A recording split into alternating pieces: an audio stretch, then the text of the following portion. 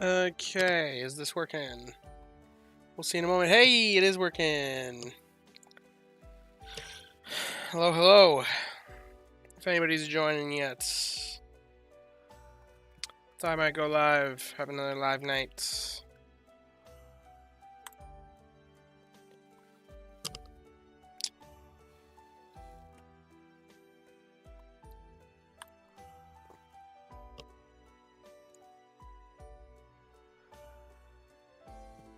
Hello, everybody. How's it going? Yo, SDK Posse. Good to see you here. How's it hanging? Now it looks like you're a person in the chat, but... Am I better? I am feeling a lot better. It's amazing what just a trip to the doctor and a couple antibiotics will do. My ears feel a lot better. Hey, Azor. Good to see you there. Good to see you there. Yeah, it's going pretty well. Just having a... yeah, my ears there. Oh, I don't even know how to begin to explain the pain that I had from that, but it was wild. They're doing a lot better. But yeah, I just thought I had some free time tonight. Thought I might do a little live stream. Talk about anything that you guys have questions on. Anything that I have questions on. Consider things. Talk about maybe Blissey. I came up with this team earlier. I was just like theorizing for future good because I need content. Yeah, my ears are doing a lot better. I can actually hear things. I can actually not... My head is not throbbing. It was bad earlier. I couldn't even put the headset on because there was so much pain. But yeah. Still making that content. As is typical, I'm not gonna be doing the, any, what are they called? Strategy talks and mechanics guides over the weekend. I won't be posting any. I'll probably be recording one tomorrow, whichever one won the brackets that I set up. Which I need to check, actually. I haven't looked. I think I have a strong feeling that it was the power pairs based off what I was seeing earlier. So I'm just gonna assume. Oh, I see that I'm live. Okay, let's see. Posts. Yes, the power pairs did win by a long shot, at least as of right now. I'd be surprised if that turned around. So I'll probably be recording that tomorrow night, maybe the night after. That'll probably be up relatively soon-ish. Yeah, that is my... And I do want to say, all the things in the bracket that I did, I may not necessarily... I do intend to make the power pairs video first, just because that is the one that you guys chose as like your number one by quite a long shot, actually, compared to the second finalist, aka Crescent SP Deep Dive. I mean, I won't spoil too much, but yes, that is definitely one of them. But there are some other ideas that I've had, which I still need to script out, but I do intend to discuss that. It is a good discussion point, but there's not really too much to say right there. But yeah, I wanted to talk a little bit about... I was kind of thinking... You know, what's the next island going to be? What are we going to do at the next island? And man, I think it's going to be rough. If you look down here, I put together this team, which is my hypothetical best possible team for level 65. For if I was to level everything up to level 65, max out the meal, get everything all set. This was like the best thing I could come up with for the Pokemon that I currently have. With being able to use the limitations of 700 ingredient bag space. And I was able to make it that I was able to kind of reliably make 6.3 mil, which isn't even enough, and also with a 75% island bonus, isn't even enough to clear Old Gold Power Plant, which means as of right now, like, with the last island's theoretical berries, I'm struggling. Now, this Blissey I actually caught today, which is kind of funny that we put that on there. But, yeah, the next island's going to be harder than Old Gold Power Plant. So, like, it's definitely going to take some sort of event boost to get there. Or some, like, what is it? Berry bombing? Berry bombing for a while might work for it. I think event boost is definitely going to be the way to go about it, though. But even event boost might be pretty difficult. Like, one of the most powerful bonuses is definitely cooking power boost of 1.5 times. We only see that for like the events we're in right now. It's one of the most powerful boosts for sure. And if I do that, 7.75 million. Yes, that is Master 20 at the Old Gold Power Plant. Significantly well over Master 20 at the Old Gold Power Plant with this theoretical, hypothetical team. But you know, it's kind of not the best idea because, okay. How much will the next island take for Master 20? I think is a good question. And realistically, we don't know. But there's an interesting pattern that I haven't actually discussed before when it comes to the islands and how far out, how much it takes to reach Master 20. And I'd like to show that off a little bit here. By the way, if anyone has questions, feel free to interrupt me. I'm just going on a rant about my own thing. If you have more questions that you want to ask, I will gladly answer them first and foremost. So yeah, Greengrass. If I open up the Greengrass Island, the Master 20 amount, I actually have this memorized. I wish I didn't have this memorized because it's stupid, but it's 3,245,795. Which you can see. I wish I didn't have that number memorized, but I've used it so many times in calculations that it's inserted itself into my memory. But it's actually been kind of handy to know because there's a nice, interesting consistency. If I take a look at Cyan Beach, I don't have these numbers so easily memorized, but 3,732,664 apparently. Is that correct? Yeah, 664. If I divide that by the 3,245,795, it's 1.15 times more. Almost exactly. There's a little bit of rounding error, but it's almost exactly 1.15 times more. If I go to Top Hollow, and this is only this way with Master 20, it's not this way with every rank. You can't consistently do this across every single level up rank in the game. There's a very weird inconsistency, and I've tried to chart that before, and tried to project it before, but honestly, the only one that's oddly consistent is Master 20. All the other ranks, I don't know how they decide what their curve is going to be for the difficulty spike, because it's just weird. Anyway, 4,219,534. If I divide that... Oh, whoops. I did not type that in. What was it? 4,219,534. If I divide that by 3,245,795. 1.3. Now, if you remember, Cyan Beach was 1.15 times Greengrass. Top Hollow is 1.3 times Greengrass. That pattern continues if we go up to Snowdrop. Snowdrop is 1.45 times. In fact, I'll use that just to predict that. If I multiply this times 1.45, it's roughly 4.706,402. If I add 0.25 for rounding, 4,706,403. 4,706,403. That's the pattern for all the islands. And I'll prove it with Lapis, because Lapis also follows it. Where it's crazy, though, and we'll get to this in a moment here, Old Gold Power Plant doesn't follow this pattern. This pattern exists for every other island, but not for Old Gold Power Plant. So, with it following Lapis, it'd be 1.6, because it's the next island. Going up by 0.15 at every single interval. 5193272. Hey, the Gingerhead Man. It is you.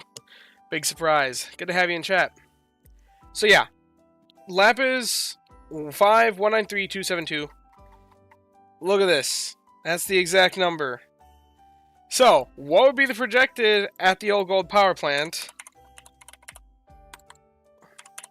Man, my keyboard's not working right. Okay, that number times, we'd expect to be 1.75 times, right? We'd roughly expect to be 5.68 mil. That's not the case. Yeah, we'd expect to be 1.75 times. But that's not the case. Old Gold Power Plant blows it way out of the water of the projected one by almost 1 million. They, like, made Old Gold Power Plant way more difficult to reach Master 20 on than what you would expect from the... There's a much larger jump between Master 20 at Lapis to Old Gold than there was from Snowdrop to Lapis. So that means that they're getting inconsistent on us. Which means the next one's probably going to be inconsistent as well. And it's probably going to be more of a jump, if I had to guess, because of the exponential nature of how this game's working. It almost makes me wonder if they're making a further out cap or something than Master 20 eventually one day, but that's a whole lot more speculation. But the Old Gold Power Plant to Greengrass ratio, if we look it up here, 6,674.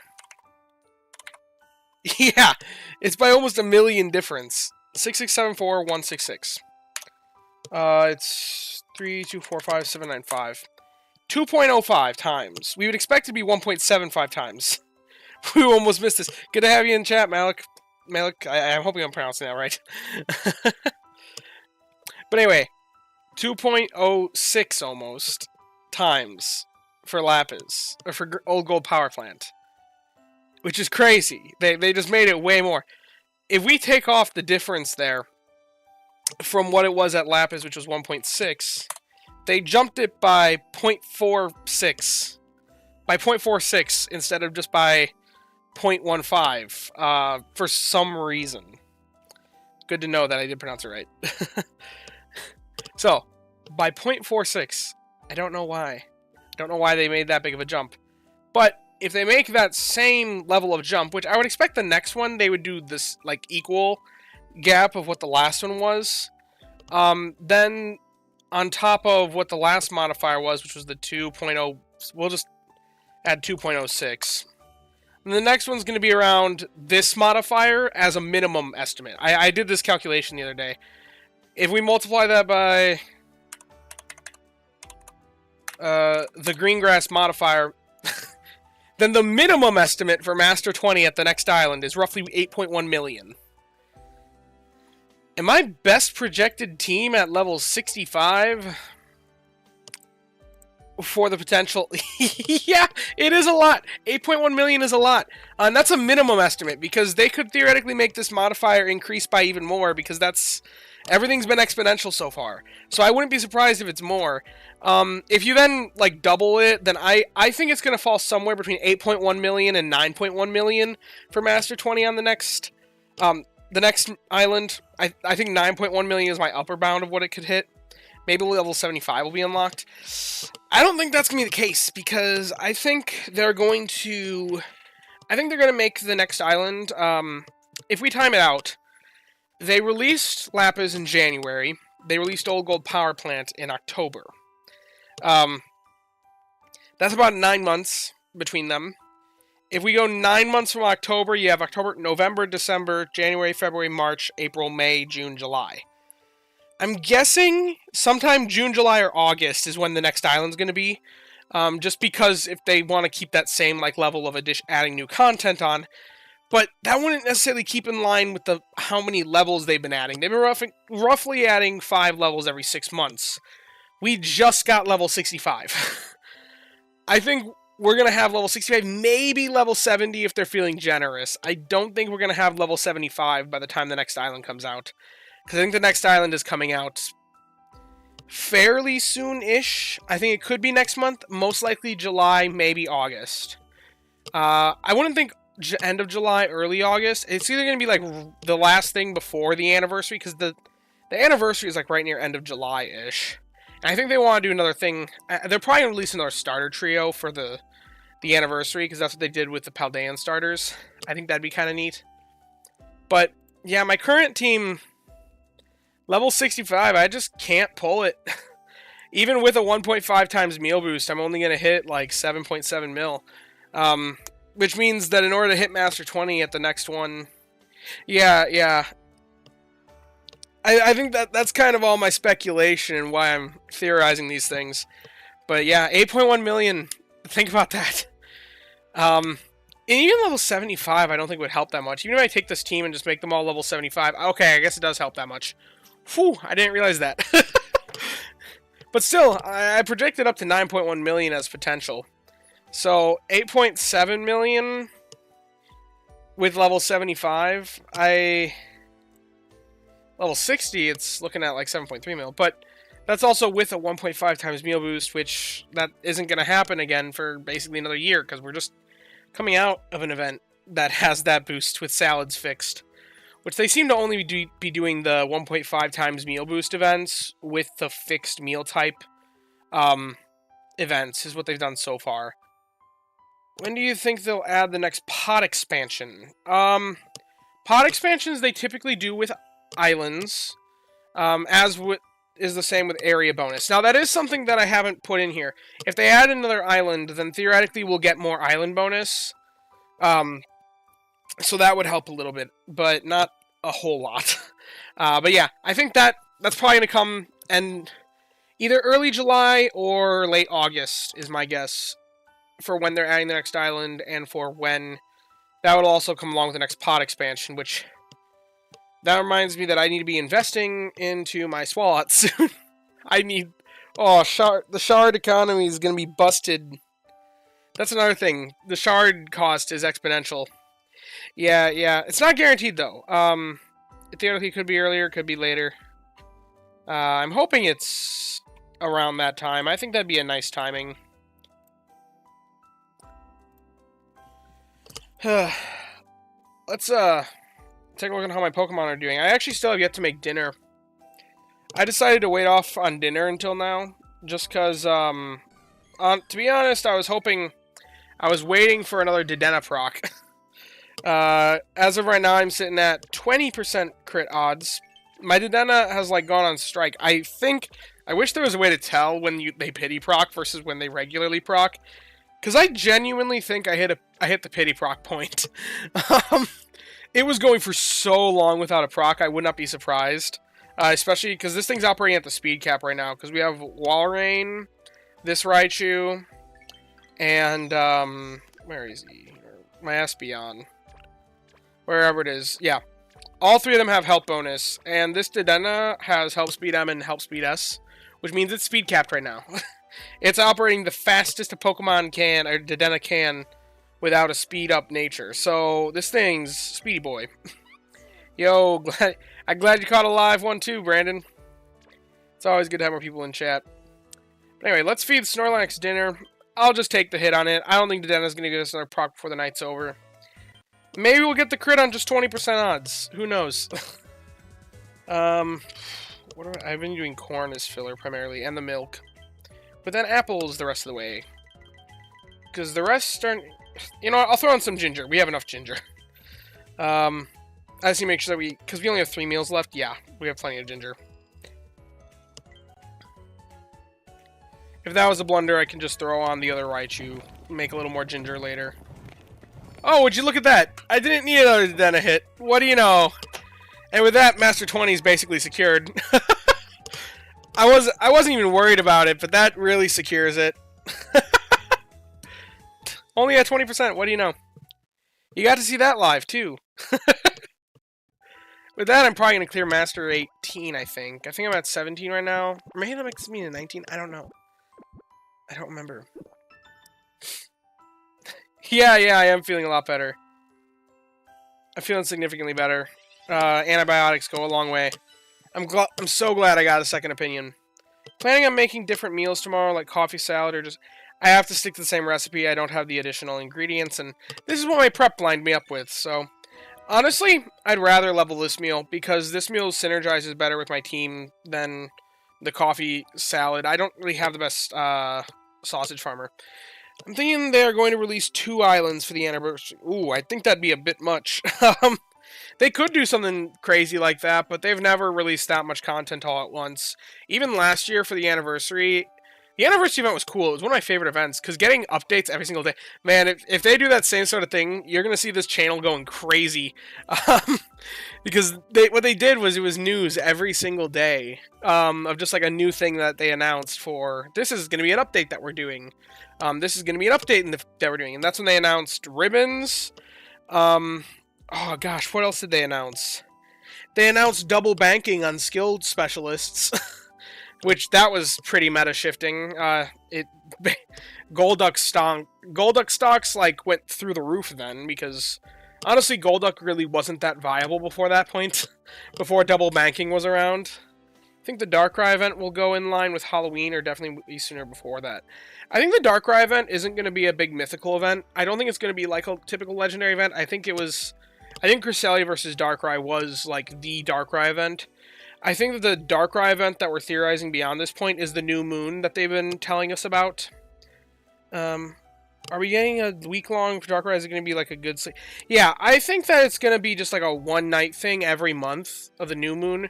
And it's going to be like a rather chill thing that they could be like, maybe you'll have a chance to get some like Darkrai seeds or whatever those things were that dropped to power up our Darkrai. And it's like a recurring event. So it's not just like you got to do one event, you get the Darkrai you want, then you're set. I think it's going to be something that we're going to have to progressively build on our Darkrai and work over time to get it to where we want it to be. Now, there's nothing really that backs that up other than we really don't have much news on the new moon event, but next week we have nothing. It's just an off week. The week after that is Growth Week. Growth Week, and then literally it's like the next 2 nights is the new moon.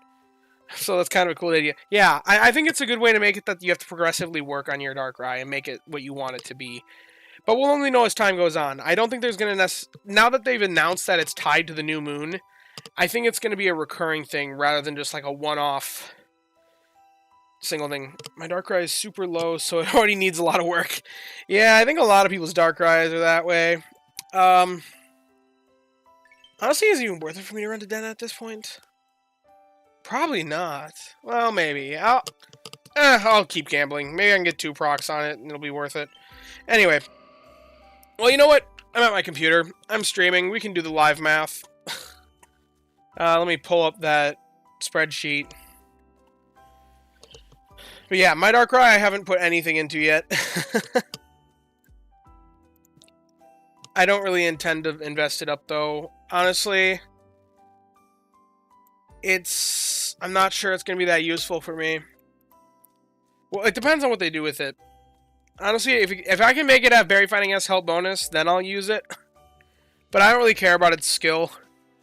Its skill is cool, but making it proc more, like, that's neat. Don't get me wrong. It's a very powerful skill. But I'm just more interested in, like, the other Charge Strength Pokemon do really well for what that exact purpose. And I'm intending to run Cresselia as my main healer from here on out, so the role of special Pokemon can only go to one thing on a team, so Cresselia takes that up for me. So, gotta go, man, but appreciate all the work you've done for the community. Enjoy the stream, guys. See ya, DNZL. It's been good to have you here. Anyway, calculator. We have 3 meals left. 6 level skill level. Oh, really? Main Cress healer? Yes, that is my intention long term. I caught a really good Cress, and why Cress over the better guard? Because it's berries, honestly, I've run calcs on it, and even though the teams are weaker for healing, I can still surpass the typical thresholds to make the strongest meals. And the extra berries, I found, provide more general strength than the extra healing, because healing kind of has diminishing returns after a certain point, so it gets a little bit dicey. Like if I just make this comparison here of this team that I threw together, if I run the Cresselia versus if I throw in here my other Gardevoir, which I also have saved, this is my better guard. If I make it level 60 as well to match the rest of the team, you can see that 6.9 million, and it doesn't even have Favorite Berry on Psychic. Compared to the Cress, 7.3 million. Like, that's significantly better. So, even though the Cress is a worse off healer, it's crazy, main Cress healer, even without Psychic Mons. I mean, in this team we have a Psychic Mon, but, I mean, let's compare to something that doesn't have a lot of Psychic Mons. Let's just take the same team, honestly. I talked about this in my Case for Cresselia video. Honestly, I think that it's very underrated. Let's get rid of all the synergies. let's just make a basic old gold power plant team. And from all the calcs that I've run at higher levels, Cress generally leads to better... just to generate more berries. Yes, it just needs to generate more berries. It's never going to heal better. It never will do that. You're accepting that it's worse for healing. But adding a second healer to it kind of gets excessive. It is kind of my take on it. So let's see if we're actually at the old gold power plant. We just want to run a berry team. Let's get rid of meal bonus. Let's get rid of good camp tickets. For now.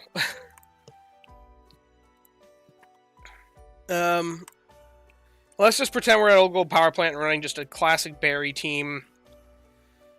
Gengar.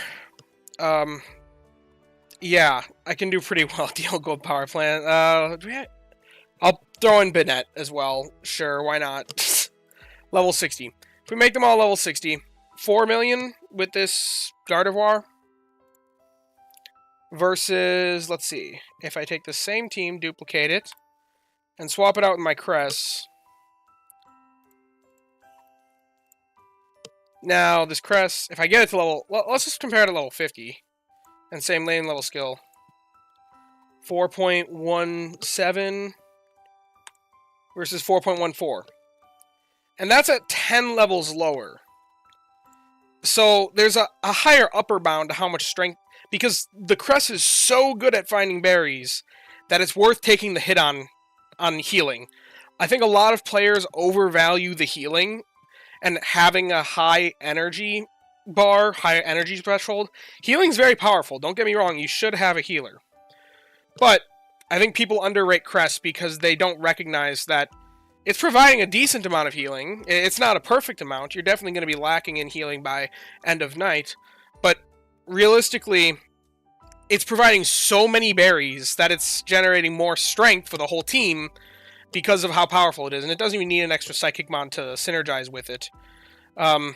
If we just swap this off for, say, my Espeon, the Banette, because that's definitely the weakest link here. 4.3 million. That's... Need I say more there? So, I'm just like... I intend to run my Cress as the healer once I get enough seeds into it. And I think it feels like the obvious choice for me when you actually run the numbers on the teams and stuff. Now, theoretically, you can run the Gardevoir a little bit in there, but I don't like the idea of running Gardevoir because then there's just too much opportunity cost and they overheal. Yeah. And that's why I consider why I'm running Cress long-term instead of second Gardevoir, because... This Gardevoir is very powerful, don't get me wrong, but I just don't need it. There's no real purpose behind it for me. Because the Cress honestly provides more. And you can see here that the excess healing that a second Gardevoir would provide is way weaker than just having another Generalist. So that's my case for Cresselia, and my case for why I'm planning on running it long term. Why I think a lot of players underrate it, and why a lot of players I think underrated it during the thing during its event release. I know a lot of people were like, I don't intend to use it. I don't need another healer. But it's not just a healer.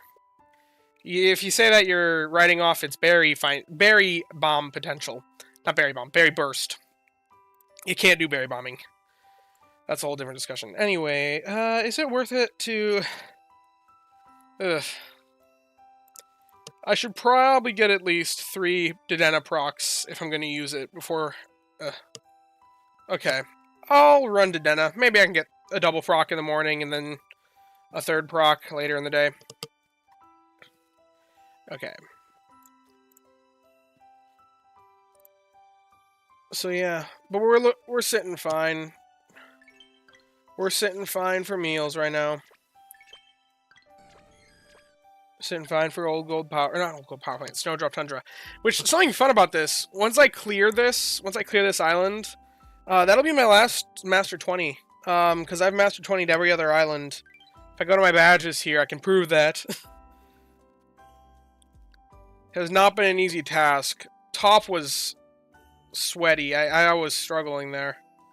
But yeah, Greengrass, Cyan, Top, Lapis, Gold.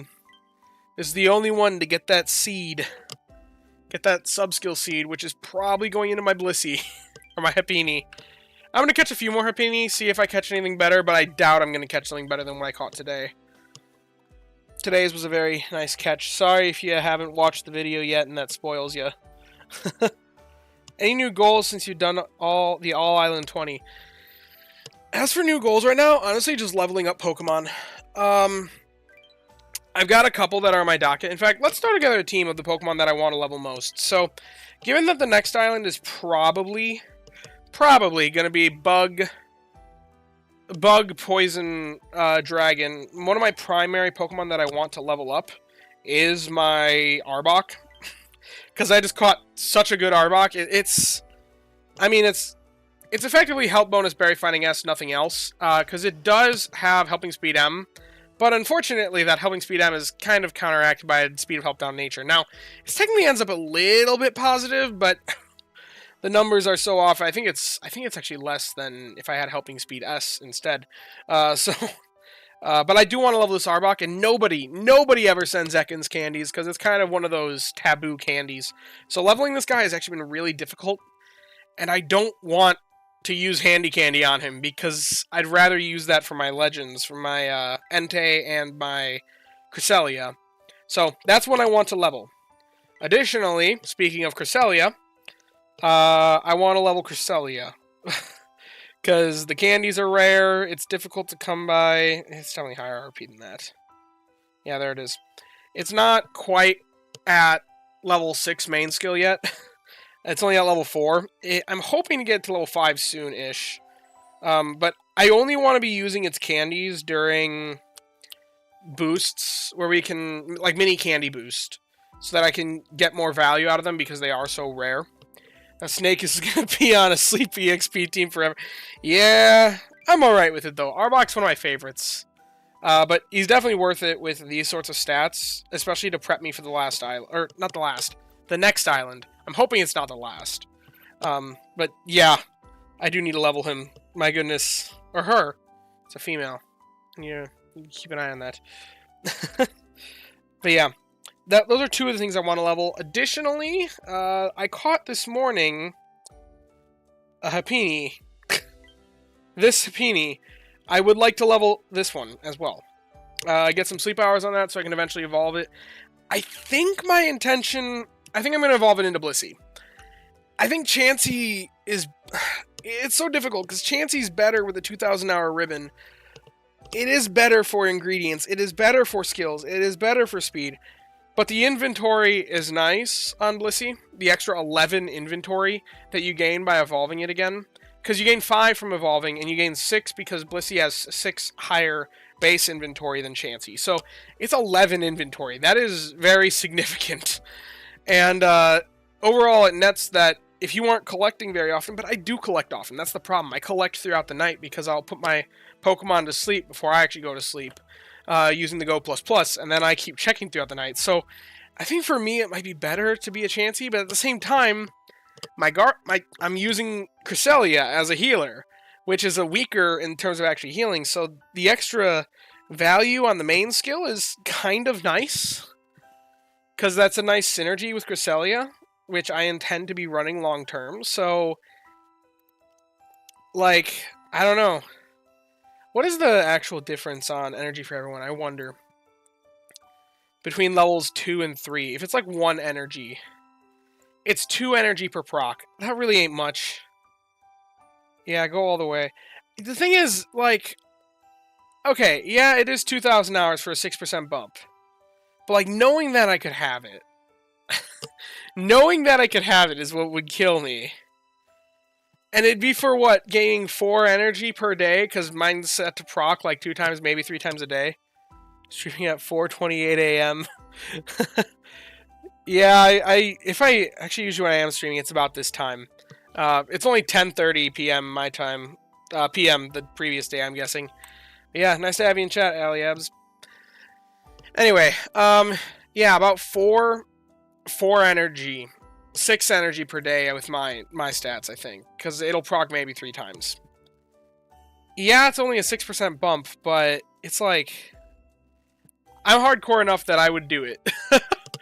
I want to min-max to the optimal, and realistically, there's not that big of a difference between 500 hours Chansey and Blissey fully evolved. And you have to sleep with Chansey for 150 hours to make it into Blissey anyway. So really, it's not that bit, like, that's only 350 more hours before you get something the same. How are you holding up? Feeling better? Yes, a lot better. Starting to get the 150. But I don't rotate my teams that often. So, I don't rotate. I tend to sleep with my ingredient specialist. So for me, it doesn't seem that bad. So kind of want to do a 2L Chansey and have a Blissey.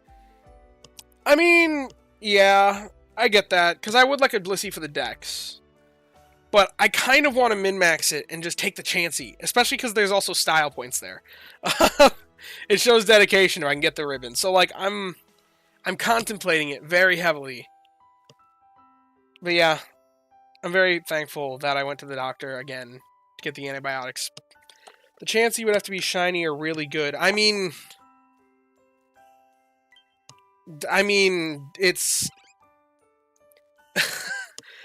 I think that's pretty good. If you invest the sub-skill seed, it's not perfect. The fact that it's got extra skill triggers, though, is kind of what makes me want to lean more towards the Blissey route. Just because that extra skill level is high value. But once again, it's 6 energy. Because this thing at most is proccing like 3 times a day. So, like, that's a difference of 6 energy per day. Is that really worth it? Is that really worth the potential 6% in what it's good at? And also, the Chansey theoretically procs more. Not quite enough to make up the difference for 6 energy, but... Wish they kept the green tint on shiny Blissey. Yeah, I do too. I didn't realize that I didn't know about Blissey's shiny until after people were talking about it, but yeah, it really is better. Made it to Master 20, is there any reason I should push my Snorlax strength higher? Depends on where you're at. If you're at Old Gold Power Plant, from what I've seen with the Dream Shard counts, it continues to increase all the way up until about 7 million Snorlax strength is about where it flatlines. Everywhere else, though, you're probably already at a flatline. Well, it depends. Realistically, you're probably going to just get more value out of trying to... You don't need to push that much. The only real reason would be to push big number bigger. I guess just play it by ear. I also got a good one. I posted it in the dedicated channel in your Discord, but whenever I make a good meal, it's only when I have time to prep. Do you think they'll ever increase the rating past 20 in the future? I think there's precedent for it. I think that it could happen. I think that'd also be a good way for them to get us some evolution items that aren't currently available aside from through the shop.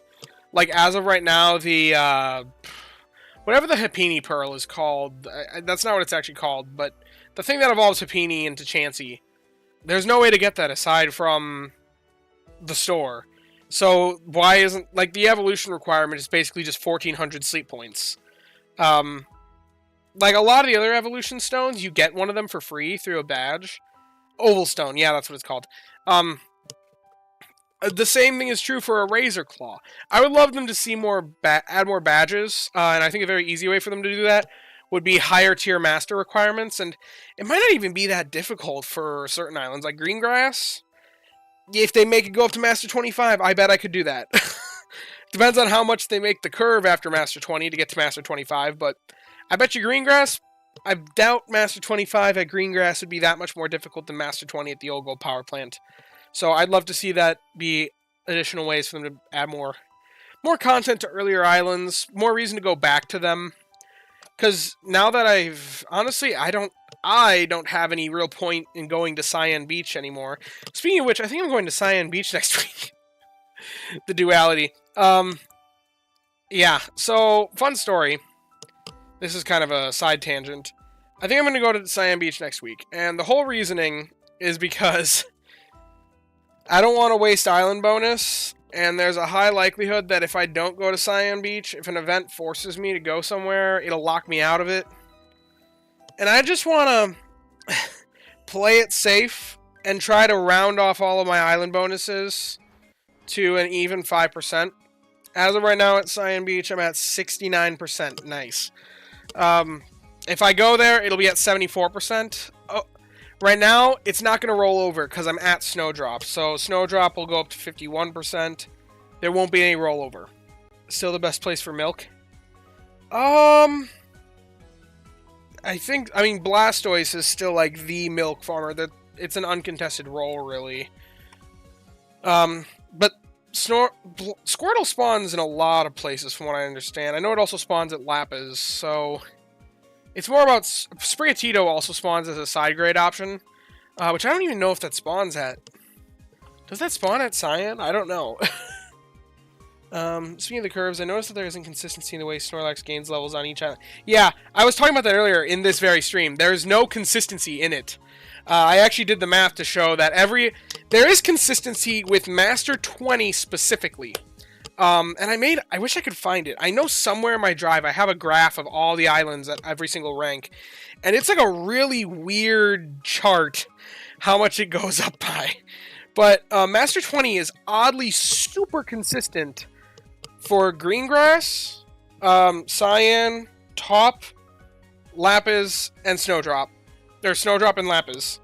But then not at the Old Gold Power Plant. The Old Gold Power Plant just ramps it up way more. Which is why I'm projecting that the next island is probably going to be Master 20 somewhere from 8.1 to 9.1 million. Sorry for those of you that have been here since the start of the stream and heard me repeat that. I won't show off the whole math behind it again, but yeah.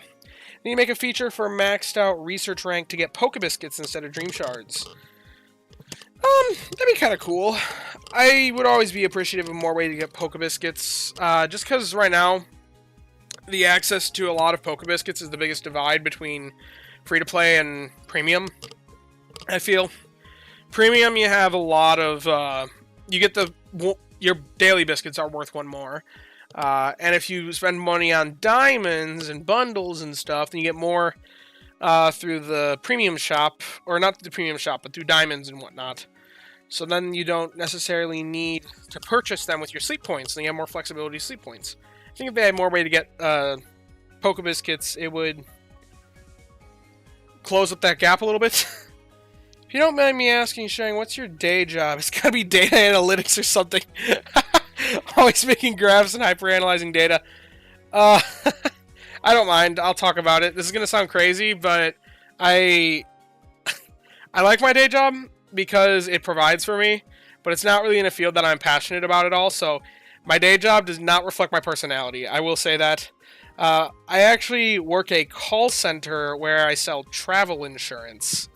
Of all things. So I don't spend any time analyzing data. I scroll through a travel insurance policy and talk to people that are interesting. That's what I do for a living, in case you didn't know. Well, none of you guys would know. I've never talked about that before on here. But I love analyzing data. I did a lot of it in college. I have a political science major, and one of my projects that I did was I categorized... It does pay the bills. I categorized a bunch of political ads off of Facebook and into a spreadsheet and broke that down and did a little data analysis of it as one of my undergraduate final projects before graduating. So that's something that I spent a lot of time on in a spreadsheet as well. Yeah. Anyway, Snowdrop Tundra, we're currently at our highest. Area bonus is 46%. Cyan Beach, the reason why I'm going to Cyan next week. If I go there, it'll be at 74%. Instead of if I go somewhere else where it won't apply the area bonus, it'll only give it 3%, bringing it to 72%. Well, I guess that means I still only have to go 1 week somewhere else, doesn't it? Because it would give a 3% to Cyan, 2% to... So I guess I don't need to go to Cyan. I can go anywhere. When is the tier list for island music? Oh gosh, island music? Well, I personally really like the top daytime theme, but I think that's just because I've used it for news, so it's exciting to me now. Every time I hear it when I launch the app and I'm at top, it always throws me off because I'm like, wait, there's news? But nope, there's not. Don't know if you noticed this, but I've linked certain series to different songs. Strategy Talks and Mechanics Guides is always Greengrass Night. Reviewing Your Pokemon has always been Top Night. The news has always been Top a Day. Old Gold Power Plant, greater than Lapis, greater than Top. Greengrass, Snowdrop, Cyan. For me, gotcha. Have you ever thought about trying to get into data analytics? Maybe. I don't know. I don't really have a degree for it, but it would probably fit me pretty well. Old gold, lapis. I don't know. I do like, I think lapis comes in at number 1 for me. Maybe like lapis, then old gold, snowdrop. Past that, I'm not familiar enough with Cyan's music. Greengrass is definitely the bottom for me. I think it's too vanilla, just because I sat at Greengrass for so long. But yeah, I might be good at a job in data analytics. But, oh well. Lapis is rated too high. I like the Lapis music, okay? It was my favorite when they released it, and it still is one of my favorites.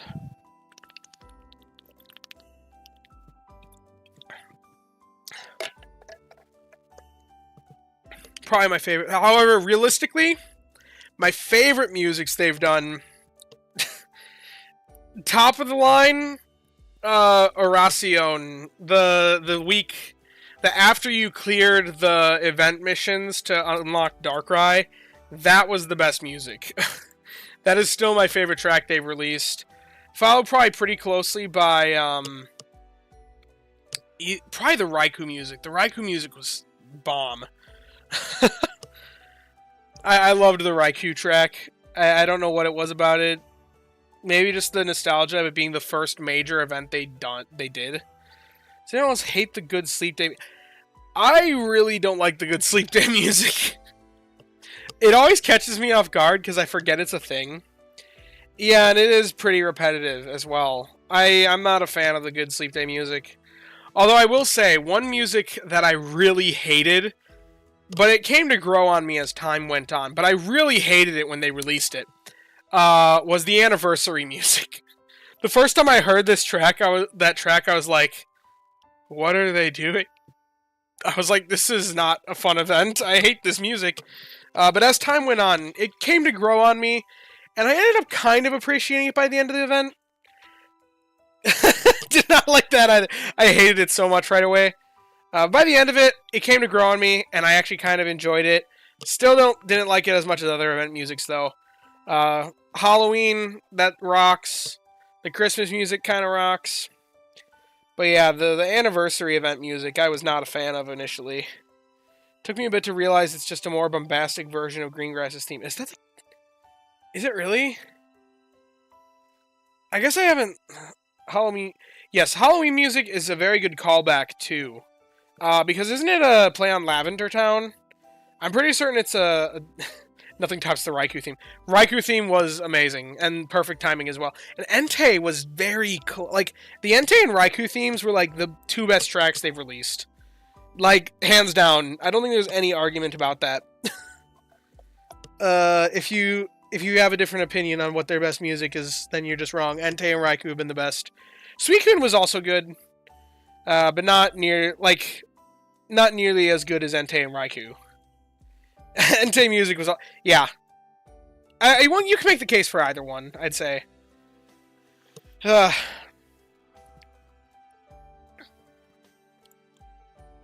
It definitely would have to be one of those two for all the musics they released. But bottom of the barrel has to be Good Sleep Day and Good Sleep Day music. Just because I always forget it's a thing. Next April Fool's event, I think you should make a gameplay session of Select Button's other Pokemon game.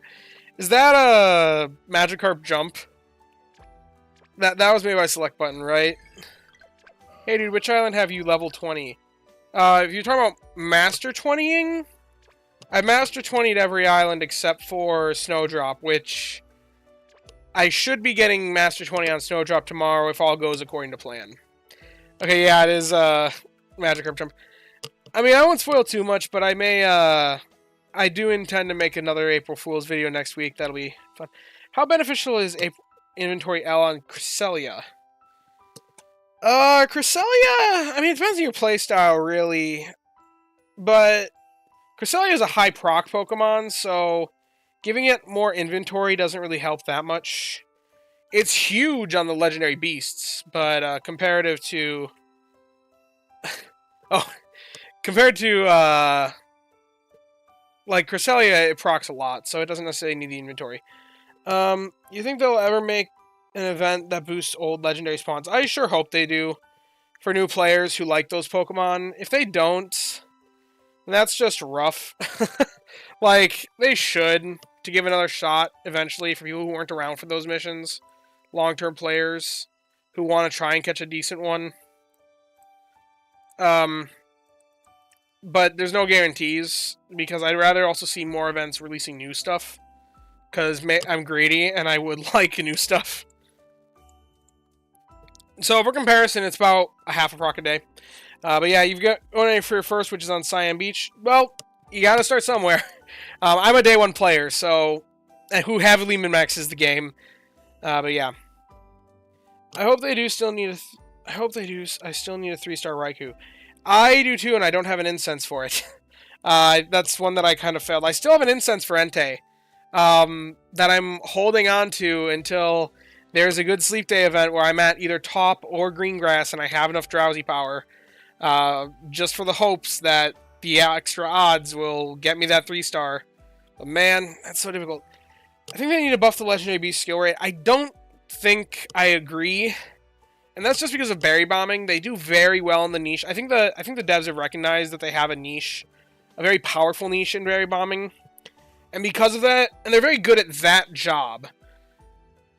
So the problem is, if they make them better to make them apply to more of a general use, they're going to become even more overpowered at berry bombing. Granted, that's limited to 999 overstacks, but that's a lot. That's a lot of berries. So I think if they did that, they would have to nerf berry bombing more, so that they wouldn't become just absolutely broken. I think there's enough support for newer players. I don't think the 10% island research bonus is interesting enough. I think that I think that'd be nice. I think that, okay, even without the 10% island bonus, it is easier for a new player to get to where we are today than it was for us starting the game initially, and that's primarily to do with sleep styles. The more Pokemon that are added to the game, the more options new players have for more strength, the more potential things that they could get, and the more sleep styles that are available to them to catch up, per se. Also, the stronger, on average. We've seen that newer releases tend to have more Dream Shard output, more Research XP output. So, the output of things, on average, does go up. Additionally, they're giving us a lot of uniform buffs. They recently just buffed Research XP bonus from 6% to 9%. Doing things like that benefit earlier game players more than it benefits late game players because of how the curves to reach from one place to the next. So even though they don't necessarily have anything to boost newer players more, I think the nature of how this game works naturally lends to players progressing faster the later they join.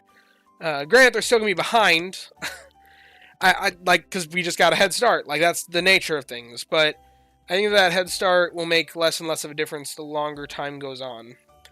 And I'm sure, I wouldn't be surprised to see them implement more buffs for new players. And it's also not just the 10% island research bonus. There's also a guaranteed extra hungry Pokemon, I believe, for the first, 2 weeks or something like that. Oh man, I just realized it's past the time that I'm supposed to put my Pokemon to bed. Give me a moment. Never used it for berry bombing, just hate waiting 4 to 5 hours for a legendary beast for a skill to proc. Rather just use extra helpful less and pray for the best. I mean, makes sense. I don't have that experience, because I have a really good Entei. Which, honestly, I usually get a double proc most mornings with it. Honestly, I find that it gives me more procs than what Raynon tells me it gives most days. So, anyway, putting the Pokemon to sleep right now.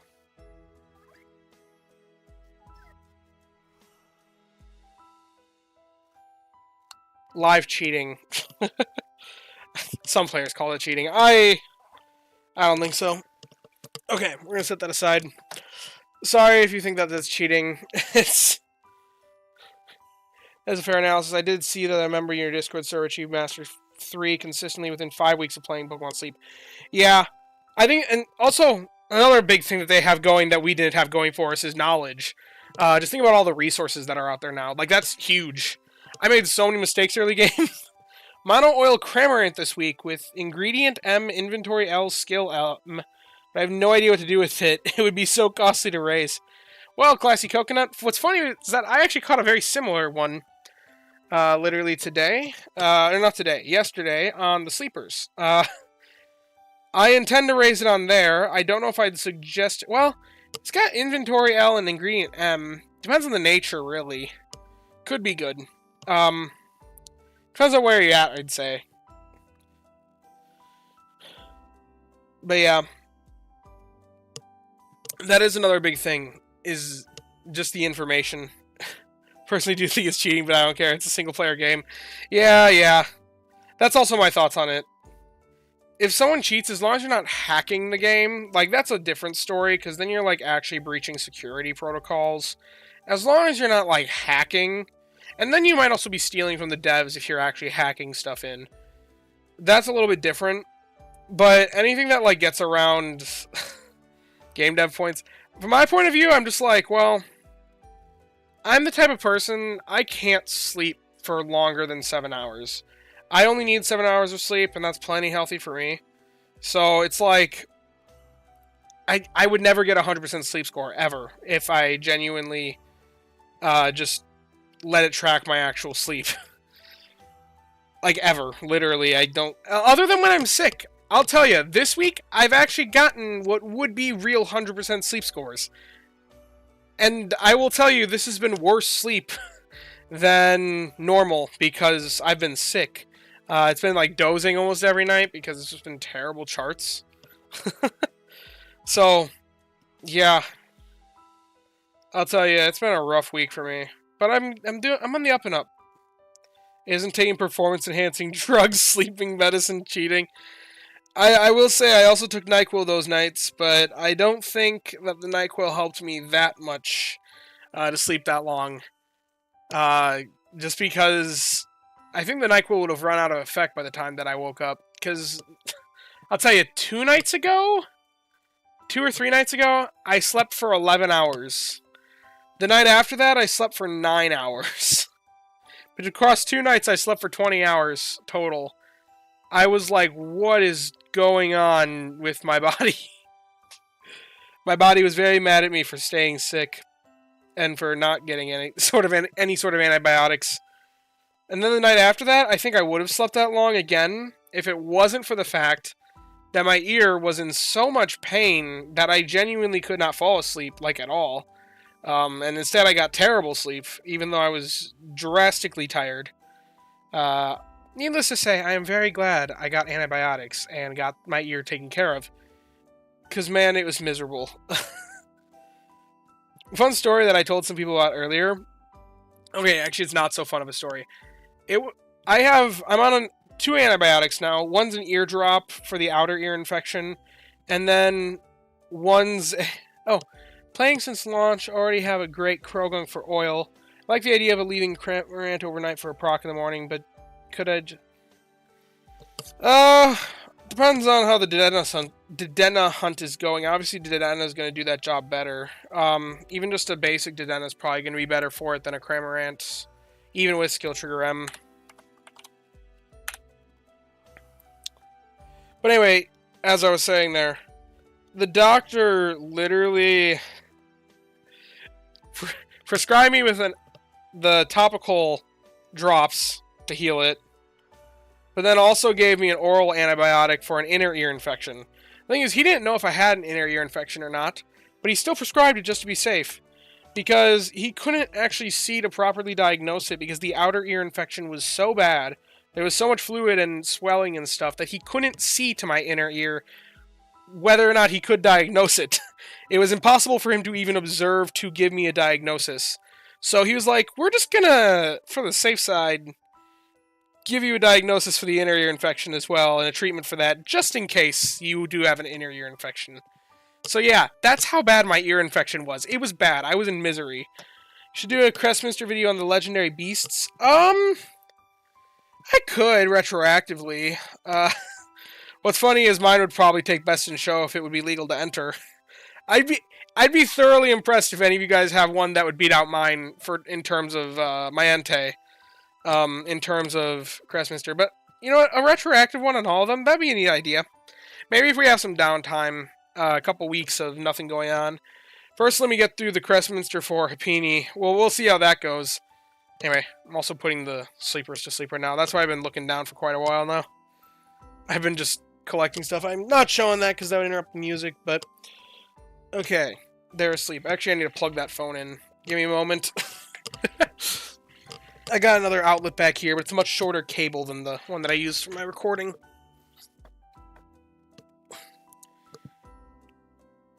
Ugh. Okay, they're asleep now.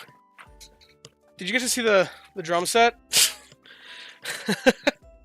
There's a... In case you didn't know, there's a Guitar Hero drum set behind me at pretty much all times.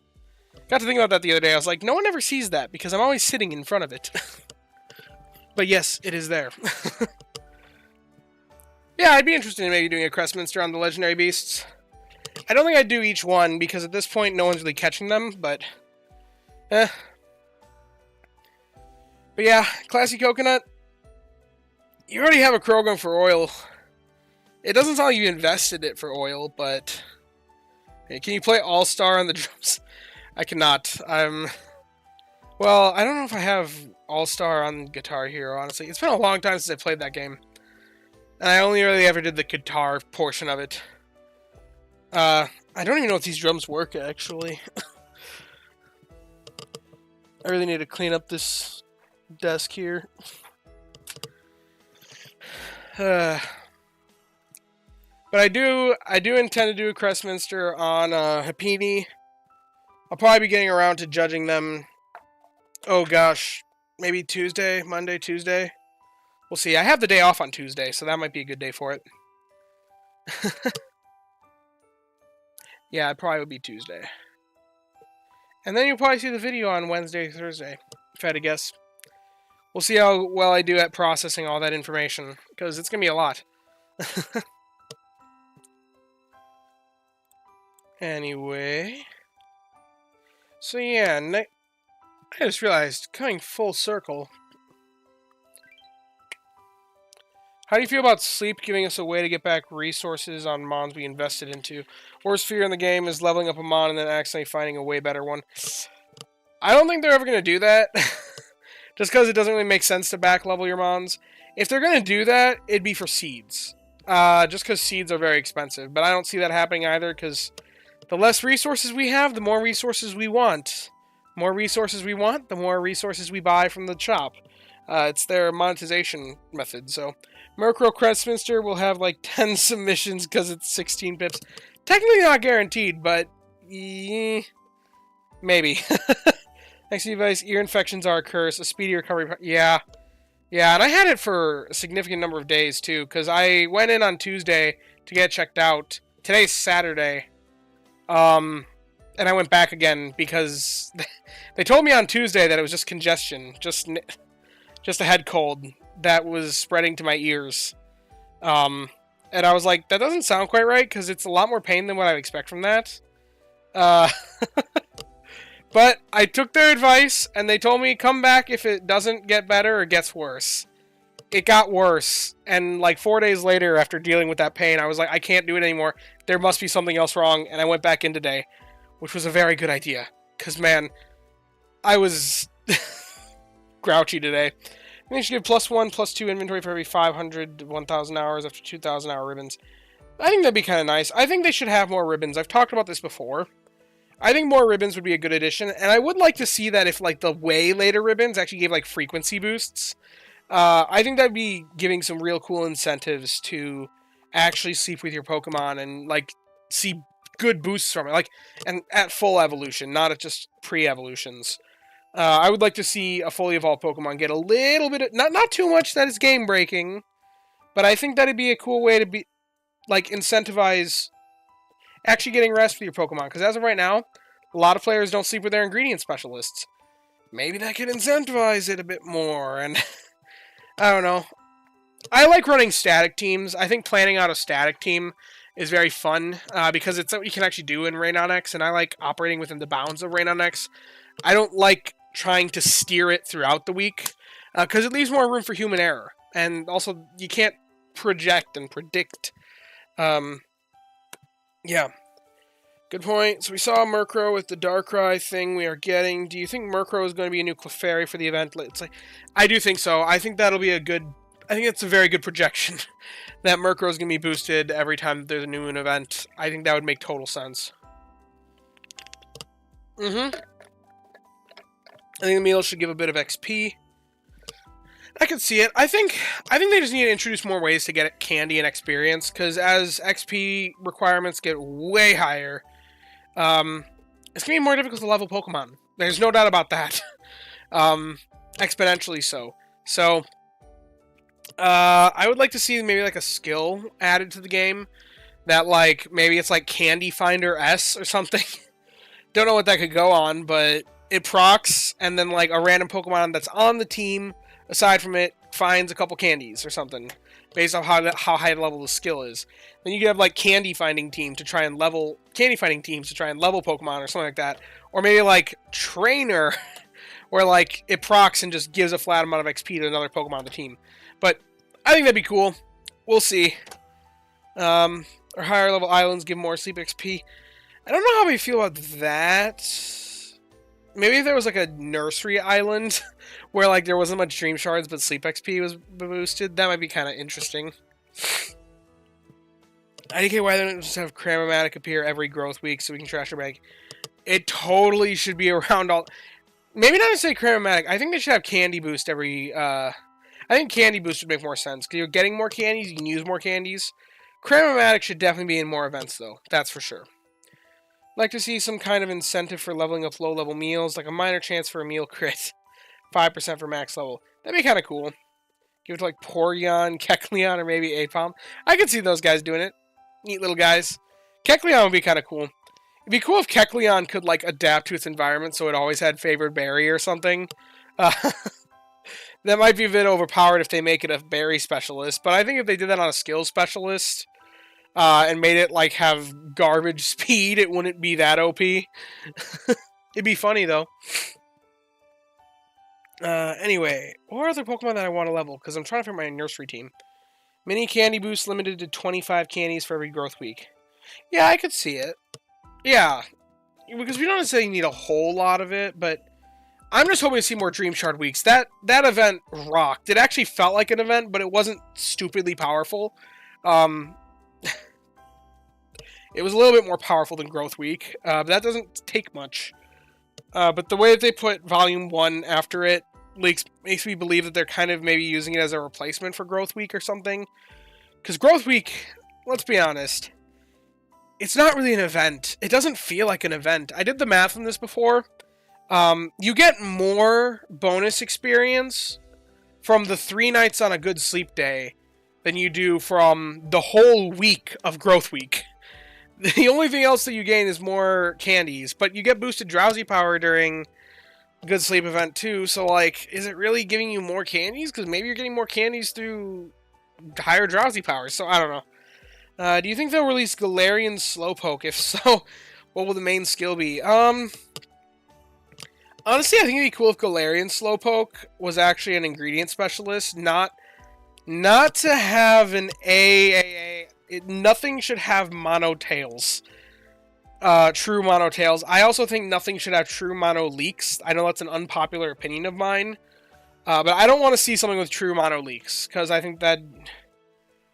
crazy. The same thing with tails. But if they introduce Galarian Slowpoke as a tail, like a true tail ingredient specialist, with ABB tail option, then I think that'd be kind of neat. As for its main skill, no clue. Not even Farfetch'd. They can maybe do it with Farfetch'd, but something that I was recently keyed into, they actually base the number of ingredients in the other procs based off the base strength of the base ingredient. Based off its A ingredients. Galarian Slowpoke should have Bad Dreams Poison. That'd be kind of cool. I think they're going to kind of keep the negative aspects to skills probably to just mythicals. Cloyster have monotails. Okay, I'm going to go into a side rant here. Something that I learned the other day. You guys have inspired something else.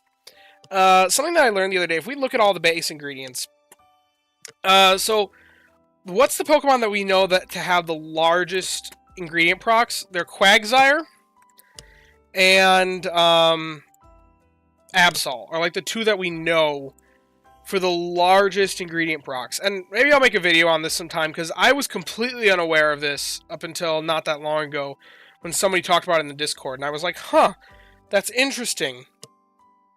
Where is it? Where's Absol? I can just sort by dark type, that'd probably be easier. There we go. Oh, yeah, Mason Williams. That does sound right. Yeah, I was completely unaware of this before. So, every ingredient specialist, their A ingredient is 257. Flat. Like, if you looked across them, Quagsire, 257. For balance purposes, and here's my theory as to why they did this. If you look here, the strength of the ingredients lists seem to roughly be all the same. Now, that's interesting because that's why there are different amounts here. That's why there's so many apples. Apples have a lower base strength, which is why, in order to meet the same base strength as the cacao, at level 60 being 7 cacao, the closest it can get, and this is kind of, I haven't done the exact math on this, but the closest it can get is 12 apples equals roughly the same strength as 7 cacao. I'm assuming there's some rounding error there, because like obviously 7 mushrooms are more strong than cacao, which does lead to there being slight differences in the raw strength value of these different lists. But that's how it's calculated.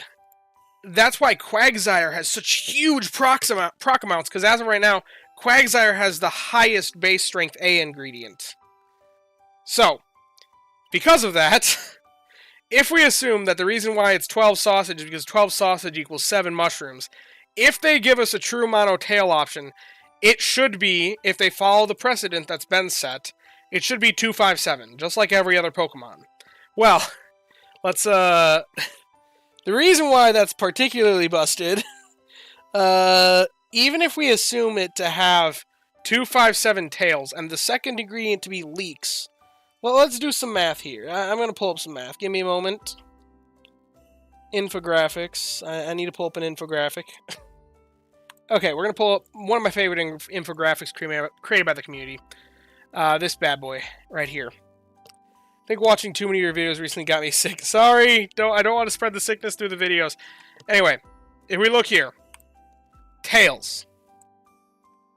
Tails are 342 base power. If we whip up a calculator here real quick. Okay, 342 base power. The level 60 proc should be 7 tails. That's 2,394 base power. If we divide that by leeks, leeks is the second strongest ingredient of 185 base strength. You're looking at a proc of 13 leeks for level 60. That is insane. Like, that should not happen. Like, tails should never be on a true mono list if they keep the same structure that they've had with the game thus far. Which so far has been all ingredient specialists have 257, and all berry and skill specialists have 124. Oh yeah, I heard people farm tails just to fill the pot. That would be insane.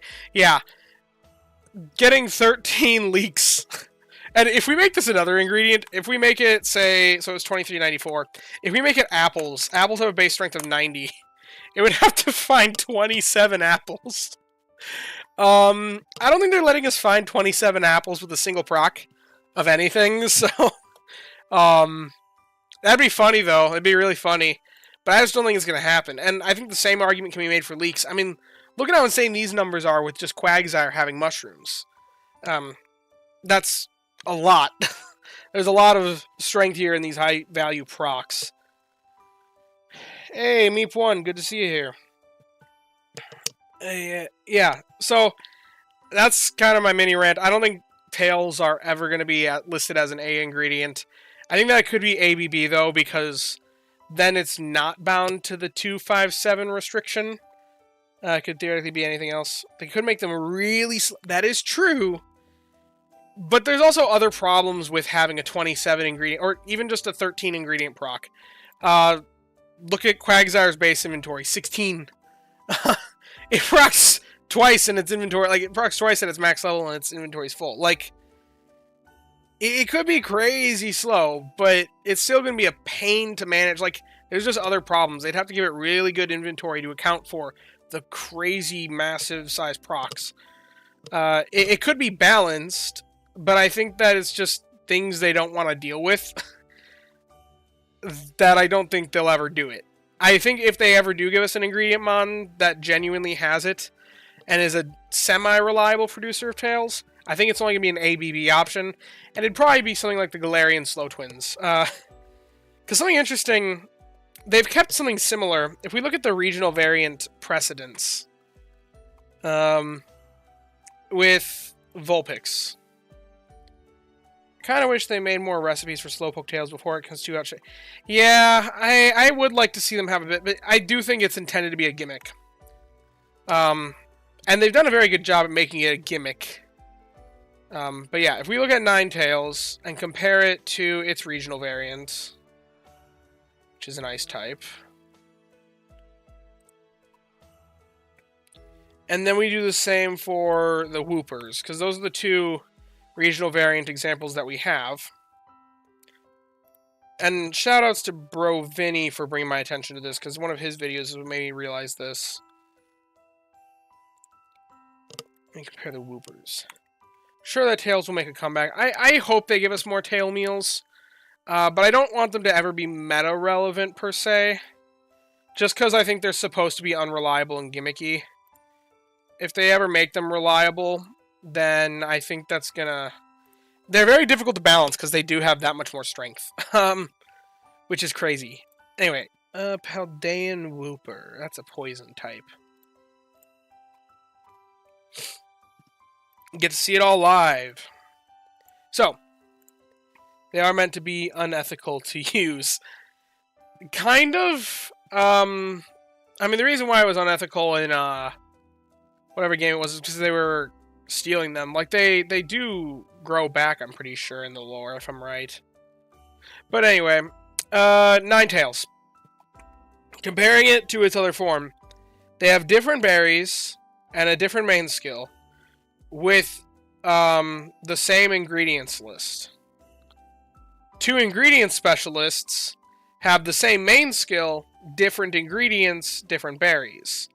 That would imply, now this is a lot of speculation here, that if it's a skill specialist, they're going to have different main skill, different ingredients, same berries. But that doesn't make any sense for the Slow Twins, if they keep them the same specialty and want to follow this pseudo precedent that's been set. That doesn't mean they're following it, though. They could throw that completely out the window because this is all speculation.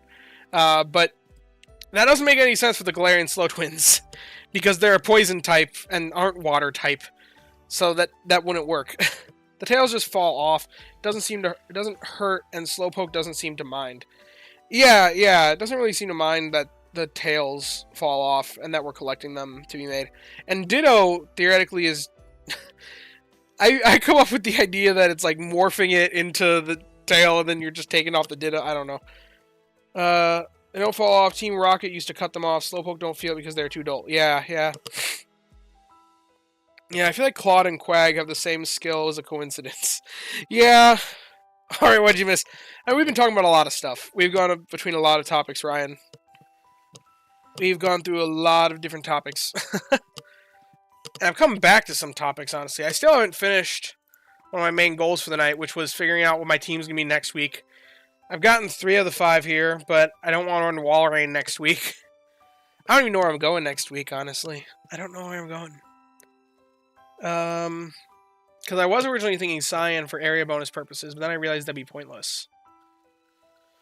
So, you know what? We'll probably just run, I don't know, Espeon. I want to level stuff next week, though. What do I want to level? I don't know. I don't know what I want to do.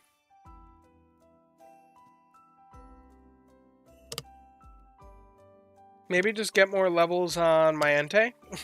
Oh, but I can't run it if I'm running Cress. Because I'm intending to run Cresselia. for the sake of leveling her.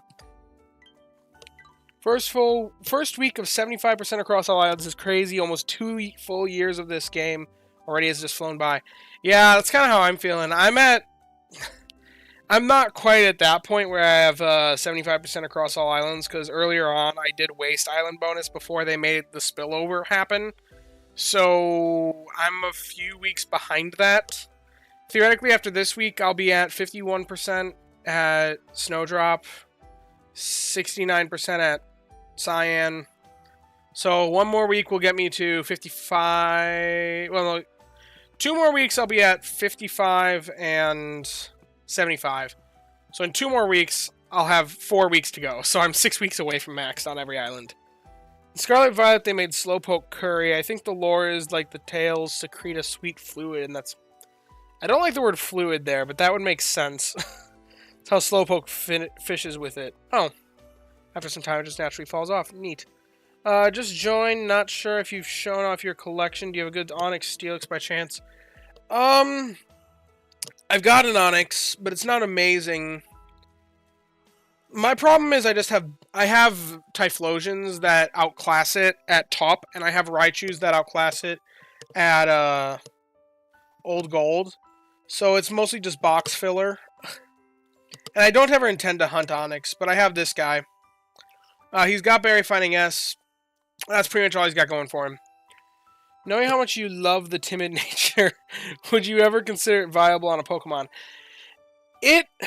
Okay, timid is bad. Pokemon can be viable with timid, though. Because it's not that bad. It's universally bad on every Pokemon. There's no Pokemon that would like a timid nature. However, you can overcome a timid nature with good sub-skills. You can't say the same about, like, a jolly nature on an ingredient specialist. That cannot be overcome by any means. It would need to be just absolutely spotless to be even worth consideration at that point. But yeah, this is my best Onyx candidate for Danian Flores. It never gets used, though. It just sits in my box all the time. But yeah, I find it funny that they made Paldean Wooper and Wooper have the same main skill. It just feels kind of... Oh, wow. Switching between them is kind of funny. How many berry finding Esmons do you have in your box? Since my realization of berry Pokemon actually mattering, I've only managed to get maybe 4 decent berry guys, and only one whose high is... and the only one whose high is Raichu. How many do I have, actually? I think I have... Do I have one for every island? I think I do. Let's see. Berry Finding S. And let's focus that down to Berry Specialist specifically, because I assume that's what you're talking about. So, yeah, these are my top 4. That makes sense. Gigachu, Icy Hot. Yeah, these ones are all phenomenal options. Wait, I'll go back to a different view so that we can actually slide through them. Berry Specialist. Berry Finding S is what we're looking for. Okay. Showcase here. So I've got this Raichu. This is one of my mainstays that is on like 90% of my teams. It is that strong. It works as a generalist, even off of Old Gold Power Plant, I've found. And the Mono Apple list just adds a bit more utility that anytime there's a meal with apples, just adds even more into it, even though it's got an ingredient finding down nature. This guy... Well, that's neat. Didn't know that was going to happen. But anyway, great at Snowdrop. I don't really know what else to say there. Berry Finding S helping bonus, the most powerful combo in the game. You can't ask for more. This is my Feraligatr. He was a long-term investment. I was very proud to get him up. He's got main skill chance up in the nature, which is actually pretty nice on Gator. Gator's got a pretty high base skill rate. So I find that having the skill level up in the main skill chance nature is actually pretty nice for extra strength, along with Help Speed M and Berry Finding S. Pretty strong. This is my Typhlosion for top. So that covers top Old Gold, Cyan, Snowdrop. Lapis is the other one.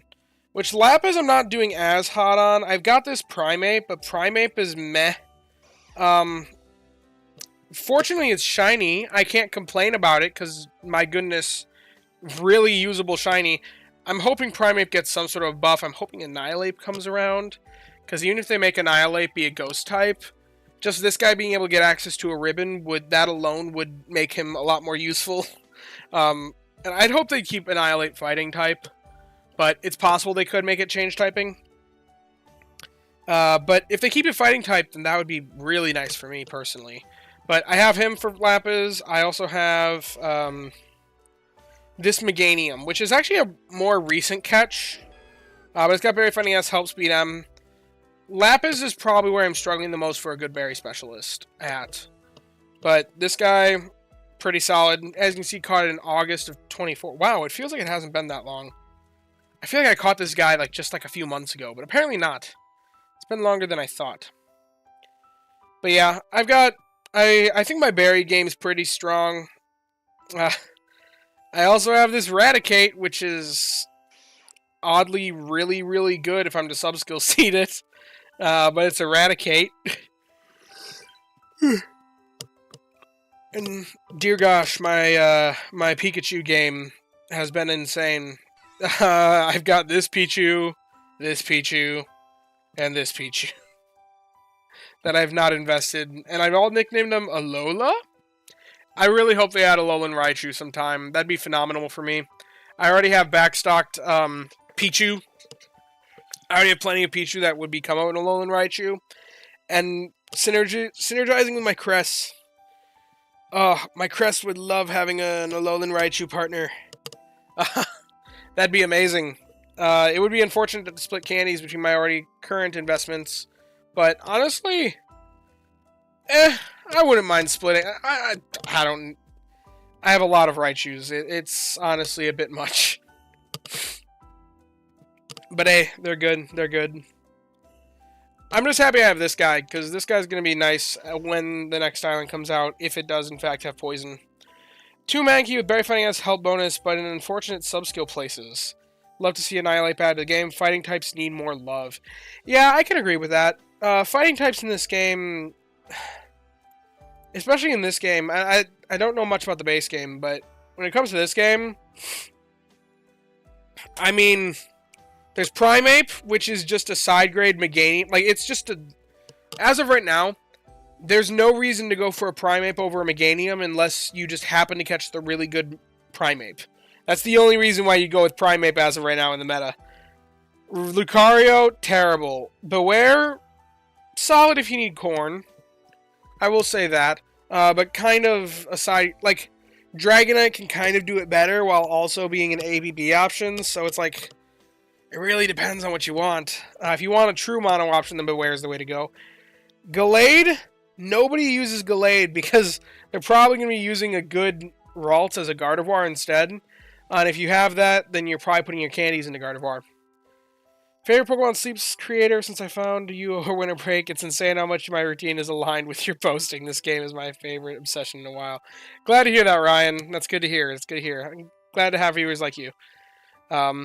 Beware is amazing. Yeah, Beware is pretty good. It's just right now Corn isn't all that good. Corn is still, decent if you have the right Pokemon for it, but... Yeah, it's time for the controversial Pokemon. Out of your current Pokemon knowledge, what's the ugliest designed Pokemon? Probably Bruxish. Not a huge fan of Bruxish. Otherwise, now this is probably a more controversial take. I'm not a huge fan of Dragalge's design. Or Barbaracle. Honestly, those are probably the top 3. I have a shiny Primeape also that I've had for the longest. I want to grade Alola Tails. I feel like it's one of the more far-fetched and not really worth waiting on Snowdrop hunts. Yeah, the problem with Alola Tails, it's a really good Pokemon. Honestly, I feel like a lot of players underrate it. But the real problem with it is that it's a Pokemon that's good at Snowdrop, that you prep for Snowdrop, because Snowdrop's kind of like the mid-late game options. And then you get there, and you probably already have a good Walrein, because Spheal is like everywhere early game. So you already get there, and you probably already have a good Ice-type Berry Specialist. You don't need another one, and I think that's why it kind of flies under the radar. Ground types are even worse. Okay, yeah, ground types are seriously the forgotten children of this game.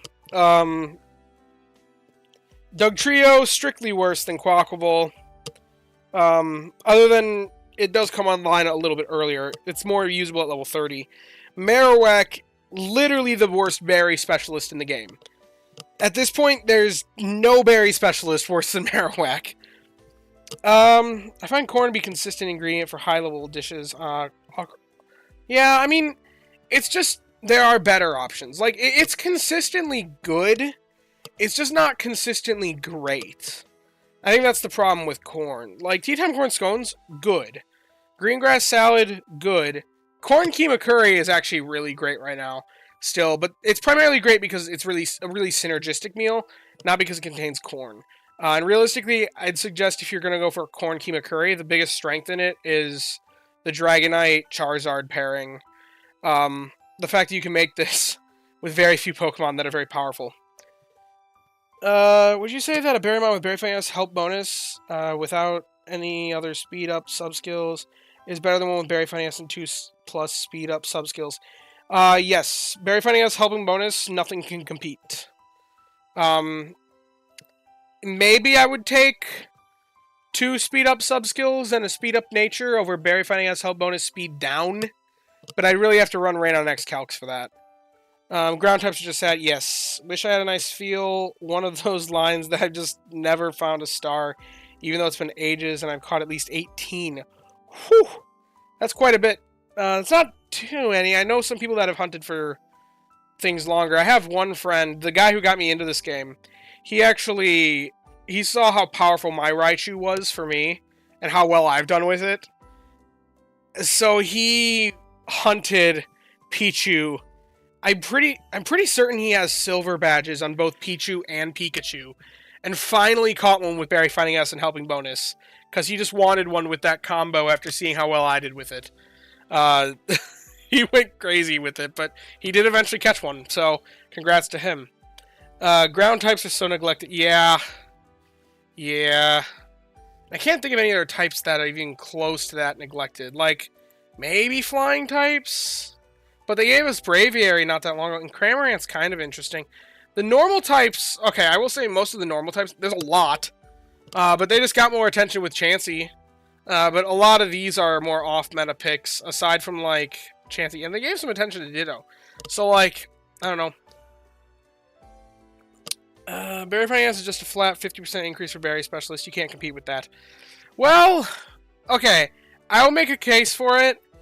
Helping bonus with a lot of speed, in my opinion, can be comparable in strength.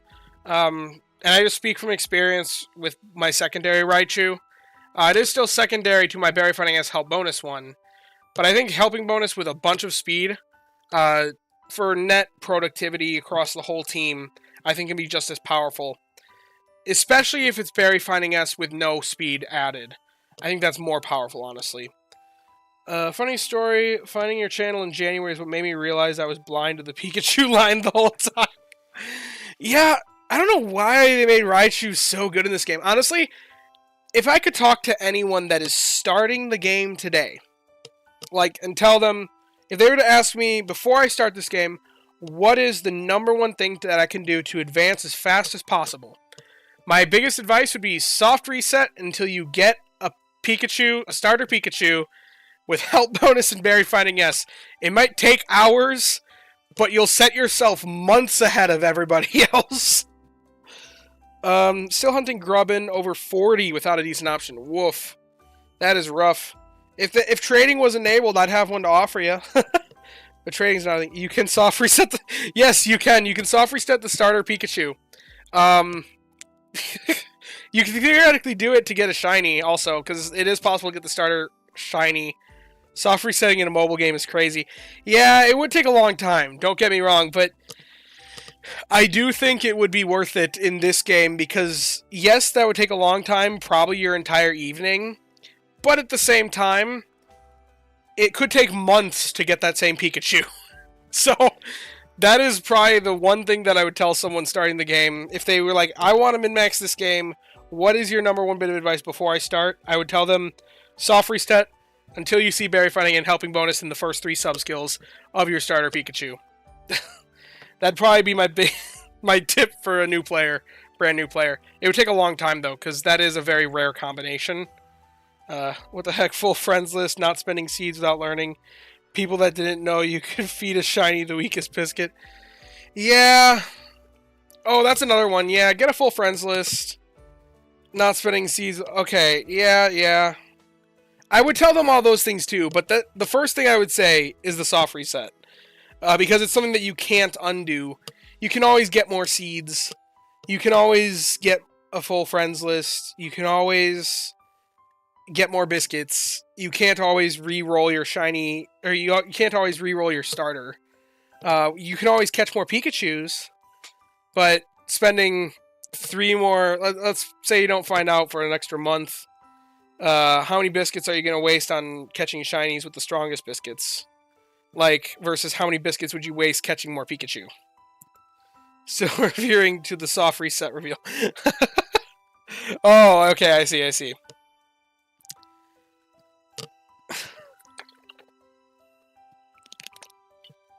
The thing is, most of the time when people are asking for advice, like on Reddit or on YouTube or whatever, they're typically already playing the game. You can't tell that someone that advice or who already started the game, because they've already probably settled in for some time. Sounds like you're encouraging us to abandon old friends. Very wholesome. Don't abandon your old friends. Keep your high-level friends on. I think there are a lot of people that think that you should abandon friends when you hit friendship level 5, but most people, you probably shouldn't, because I think the long-term benefits are more worthwhile than the short-term benefits of the immediate rewards. Although I will say, I would like an extra boost in handy candies.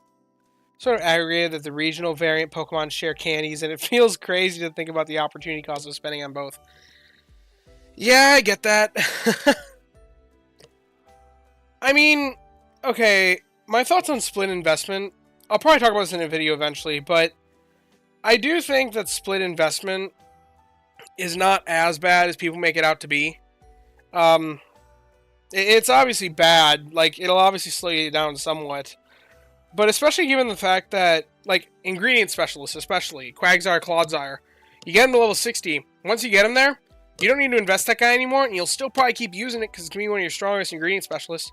You'll get daytime candies from it that can go into the other option. So, it's like, there's a point, and berry specialists you're probably running overnight anyway and getting passive XP on that wouldn't be shared by the others anyway. So that's just kind of like, I think it works out in the end that overall it's not that bad to split invest. Obviously it does slow you down somewhat though. So do we do need better friendship? Yeah, I think the friendship rewards, I think there should be a way to like soft restart them, like maybe once you hit friendship level 5 to be able to go back to like, maybe it'll take the same amount of XP for friendship level 5 between every single level up after that point, but instead of leveling up more, it's just like once you hit friendship level 5 XP level again, then you get another, what is the friendship level 1? Candy? And maybe you don't even get the 2 handy candies, but it'd be just nice to see more rewards roll in, I guess. So that way then there really would be no incentive to go back and drop your friends just to reset friendship levels. I think that's a trap that a lot of new players fall into, because they see that you can only get them once, and they're like, oh, we should be resetting that. And they ask about that on the Reddits a lot. Another big point impact on my account would probably be learning about Dedenne more. Dedenne, okay, honestly, newer players, you probably don't need to worry about it. It's a very late game Pokemon, but very, very powerful. Arguably the most powerful in the game if you're using it right. I think healers are still more powerful than Dedenne, but Dedenne is definitely a close second after anything with healing.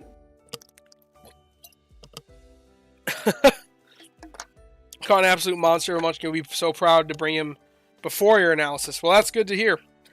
Because having a good Dedenne is a very powerful thing to have.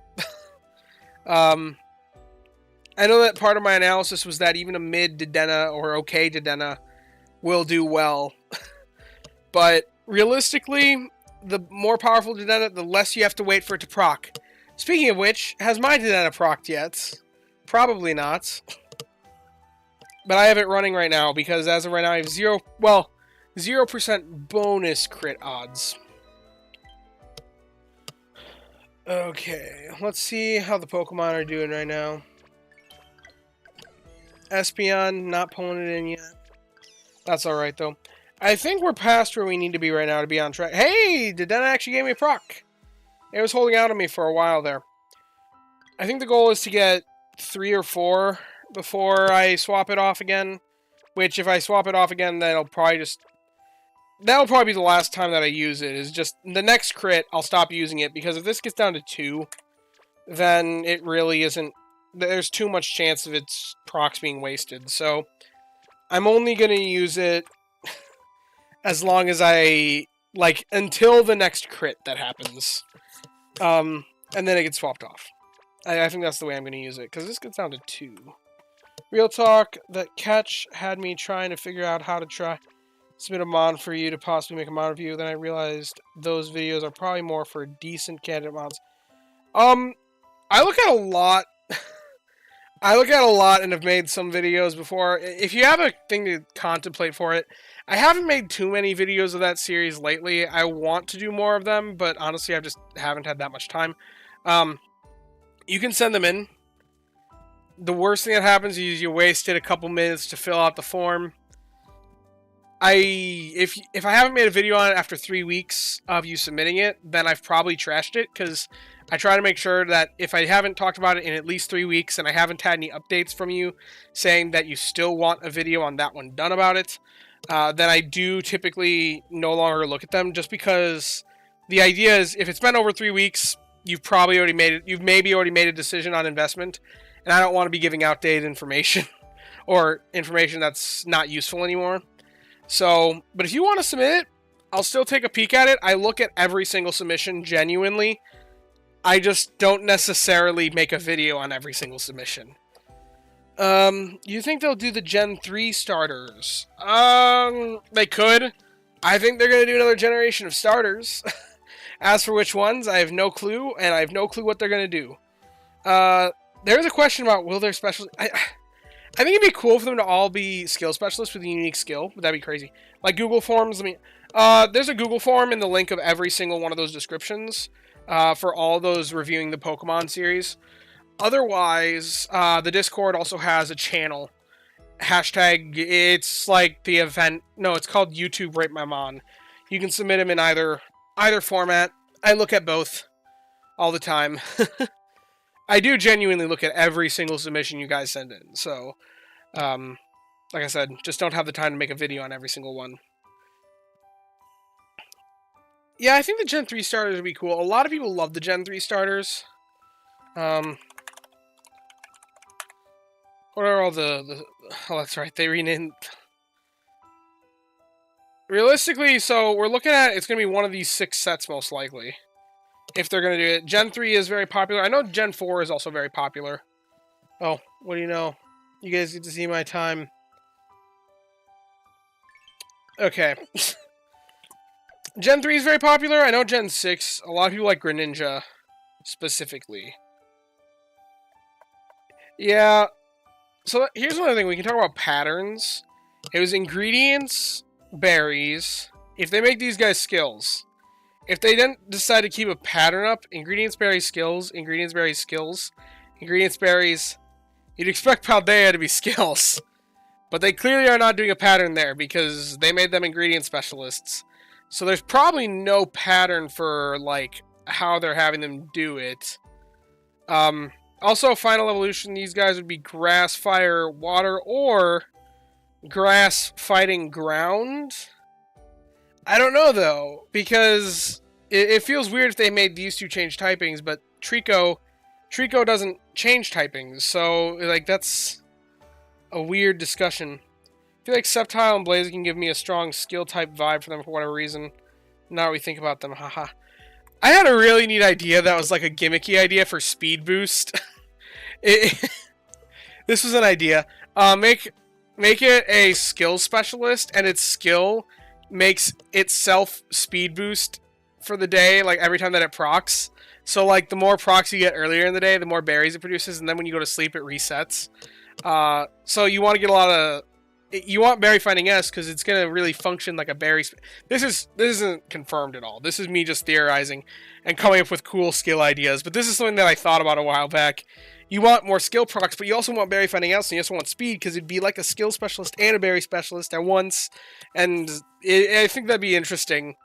I just came up with that for Torchic specifically because I know that Blaziken gets speed boost. But that's a whole discussion. I like theorizing about potential possible main skills that would have a lot of complicated math behind it.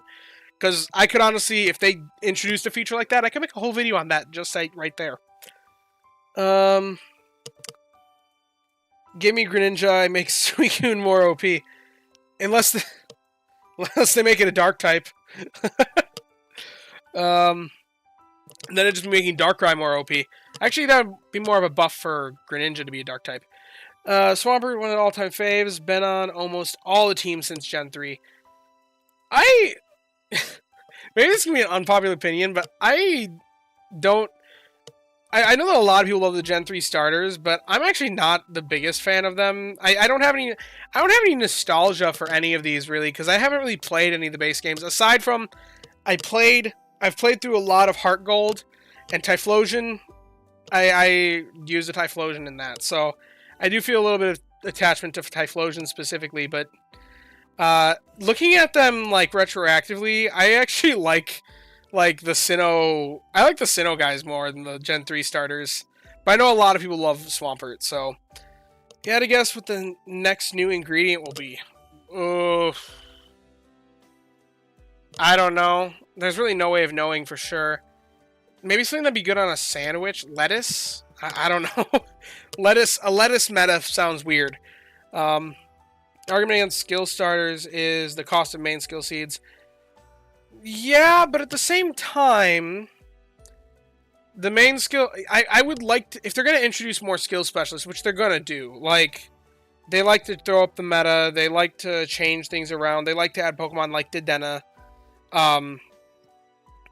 If they're going to add more skill specialists with new unique skills and new potential, I'd rather see it on a 3-stage Pokemon than something like Dedenne.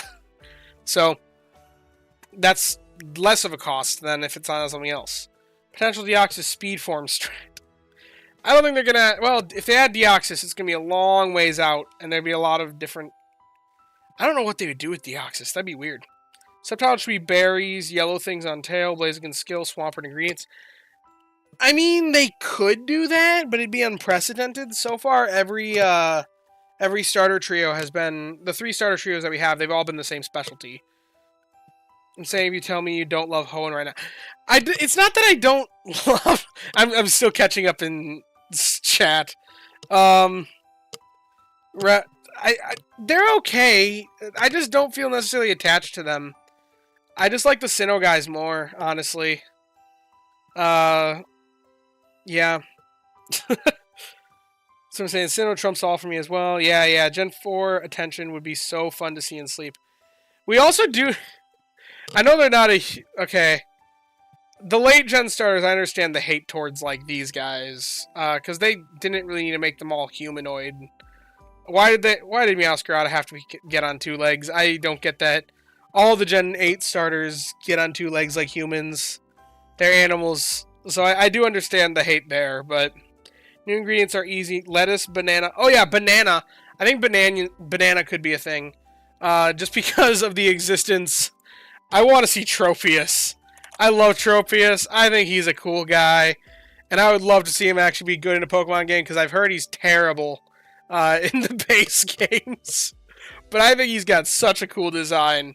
And I would love to see this dude be a banana beast. To actually see a meta game where he'd be good. I think Sleep is the only Pokemon meta game where Dedenne is good. I've heard Dedenne kind of sucks in most other games too. And from personal experience, I can say it's not the greatest in Smogon. That's a flashback to my last stream. Yeah, I mean 460 base stat total. That's not that good. That really is not that good. So yeah, Absol is still so close to greatness, and yet Absol is okay, and okay, it's decent in sleep. Actually, okay, Absol is good in sleep, I'd say, but it's a 16 pip Pokemon, and it is not worth the extra investment over the 5 pip alternative. That's the problem with it. In Pokemon Heart Gold, they use Tropius as an HM Pokemon for transfer. Is it in Heart Gold? Because isn't Heart Gold like based in Gen 2? Oh, for transport. Okay. Real one. Tropius and Dedenne both had viability in Pokemon Go PvP. Okay. So I guess they were viable in other options. Okay is the essence of Absol. You just helped me see the vision. Gen 4 starters are released, and we get Tropius and whatever other Sinnoh guy they pick. Hear me out, though. Infernape also gathers. Okay, Infernape gathering bananas would also be sick. I hate if they're still good, though, because it's been a while since I've played. If they introduced Tropius, it is...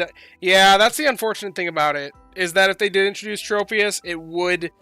Like, there'd be no argument for it to not be a 16 pip Pokemon. What's your banana hypothesis? I mean, my hypothesis is that I want to see Tropius added to the game, because I think he's cool and very underloved by the devs of a lot of other Pokemon games, and I'd like to see him good here.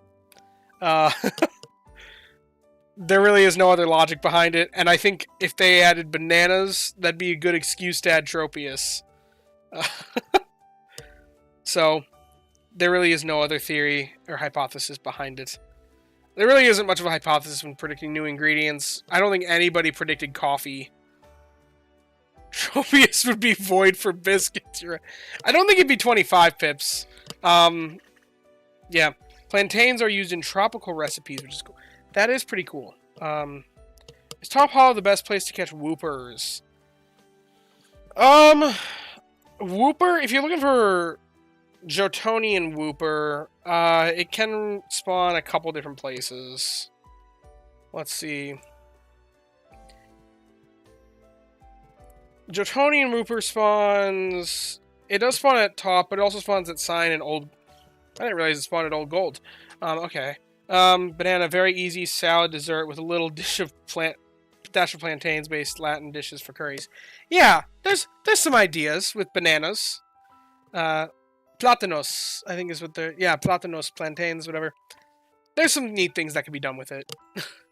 And realistically, they added a coffee salad. They're not against using abnormal things. Add mint as an ingredient. Oh gosh. That'd be funny.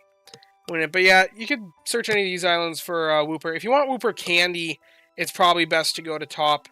If you want candies, just because both Whoopers spawn there. But is that the case with... I don't know. Does it spawn at Cyan? Does Paldean Whooper spawn at Cyan? I don't know. What's going on? I don't know right now. Oh no, it just spawns at Greengrass and top. What about introducing Peppers and Scovillain? Okay, that could be something they could do. I don't see them giving that much more attention to Gen 9, because they've given a lot of attention to Gen 9. Honestly, I think these devs want to give attention to all the generations, so... I think our next Pokemon is probably going to be Gen 8, just because there hasn't been that much love for Gen 8. If we go through index order... if you look in the Gen 8 section, Mimikyu is Gen 7, Sprigatito's Gen 9. We have one Pokemon from Gen 8. I think that we're due for more Gen 8 Pokemon. So, then again, Gen 8 isn't really that loved. Not that many people really loved Sword and Shield all that much. But, I don't know. I think there might be more representation from it, and they might want something like that. Okay, after a blessed week with Eggy Happini catches, I think I'm going back to OGPB to try for Oil Shinx. Went a whole week before this week without seeing one. It was really sad. What would be acceptable besides ABB? Well, you'd want to see hopefully some ingredient finding. Really, you'd want to see how it compares to your other oil options. Yeah, some ZA love. I wouldn't be surprised if whenever ZA comes out, if we see some Pokemon that are featured in ZA, especially Pokemon that get megas in ZA are probably going to be more popular. I wouldn't be surprised if we get some love for those Pokemon in Sleep as well. How long have you had every ingredient well covered? I'm not a huge ingredient focused player. I think I take a more balanced approach to the game. So, I'm more focused on honing down dishes that I see work well for my teams. So, I don't think that, like, I focus primarily on focusing on dishes that I see work well with my teams. So, like, I was hunting a Abomasnow because I was like, whoa, this yogurt dressel that just got released, apples and milk. I have an Espeon that has mono milk list and has ingredient finding S that can be subskill seeded to M. And my Raichu makes a lot of apples. Abomasnow makes eggs and tomatoes, so I'm going to go for it. I thought that'd be, like, that's kind of my thought to team building. I'm not so mono focused. I'm not so focused on the mono ingredient meta or having ingredient coverage on anything. That being said, I do understand the power in the mono ingredient meta. So I think that, like, I do, if I catch a mono option, I keep it. Because there is still power in that, especially for being able to stockpile ingredients for the future, for future event weeks. So, as far as my ingredient coverage goes, lots of ingredient-focused players would probably consider my box to be kind of horrendous. Because I haven't really focused down having specific ingredients covered. I focus specific ingredients that are in the powerful meals at the time, and then just have them for future days. So I've got leeks well covered with my Quaquaval. I kind of have mushrooms covered with my Gengar. It's not amazing for ingredients. It's got an ingredient finding up nature, it's got Help Speed on, but it's more of a berry finder that produces mushrooms on the side. So I've kind of got that covered. My egg problem just got solved literally today, if I just level it up and cover it. Potatoes don't talk to me about. I have them covered, but I have them covered all too well. I definitely have apples covered. I have a good Skeledirge that has that option, but I've never had to invest it up because I get them from all my berry specialists. So, like, I have a Pokemon that can make them in a Skeledirge, in a Fuecoco, but it's still just a Fuecoco. Herbs, not so much. That's a weaker one. Bean sausage, that's another iffy one for me. I will kind of have it covered in my Tyranitar of all Pokemon. But it's not going to be perfectly covered for bean sausage. I do have a Charizard that's got an AAB list that I'm investing, but once it hits level 60, which I do intend to take it that far, it won't be as good for bean sausage anymore. Milk, I have no coverage for. Honey, I have an AAC Venusaur. That one I'm probably just keep lower level, but it's definitely not covered. Oil I've got. I do have tomatoes covered. I do not have anything for ginger. I don't have anything for cacao. Nothing for tails. I do have a soybean Geodude. I have a Beware and I have coffee. So that's my roster of ingredients that I would say I have covered very well if you wanted a good mono option. But I'm still missing some key ones that a lot of players think are very, very good and useful. I think I'm balanced right now. Okay, Drampa 20... Okay, I need to catch up. A little bit of Callus before that. Corviknight will be cool to see as another Steel type. I hope Corviknight comes out. I love Corviknight's design. One of the best regional birds, in my opinion. Drampa 2025, I'd love to see it as well. That would be a bit of a weird pick, but I could see it with the next island. It'd be weird if an island exclusive was a 16 pip, though, because that's a single stage.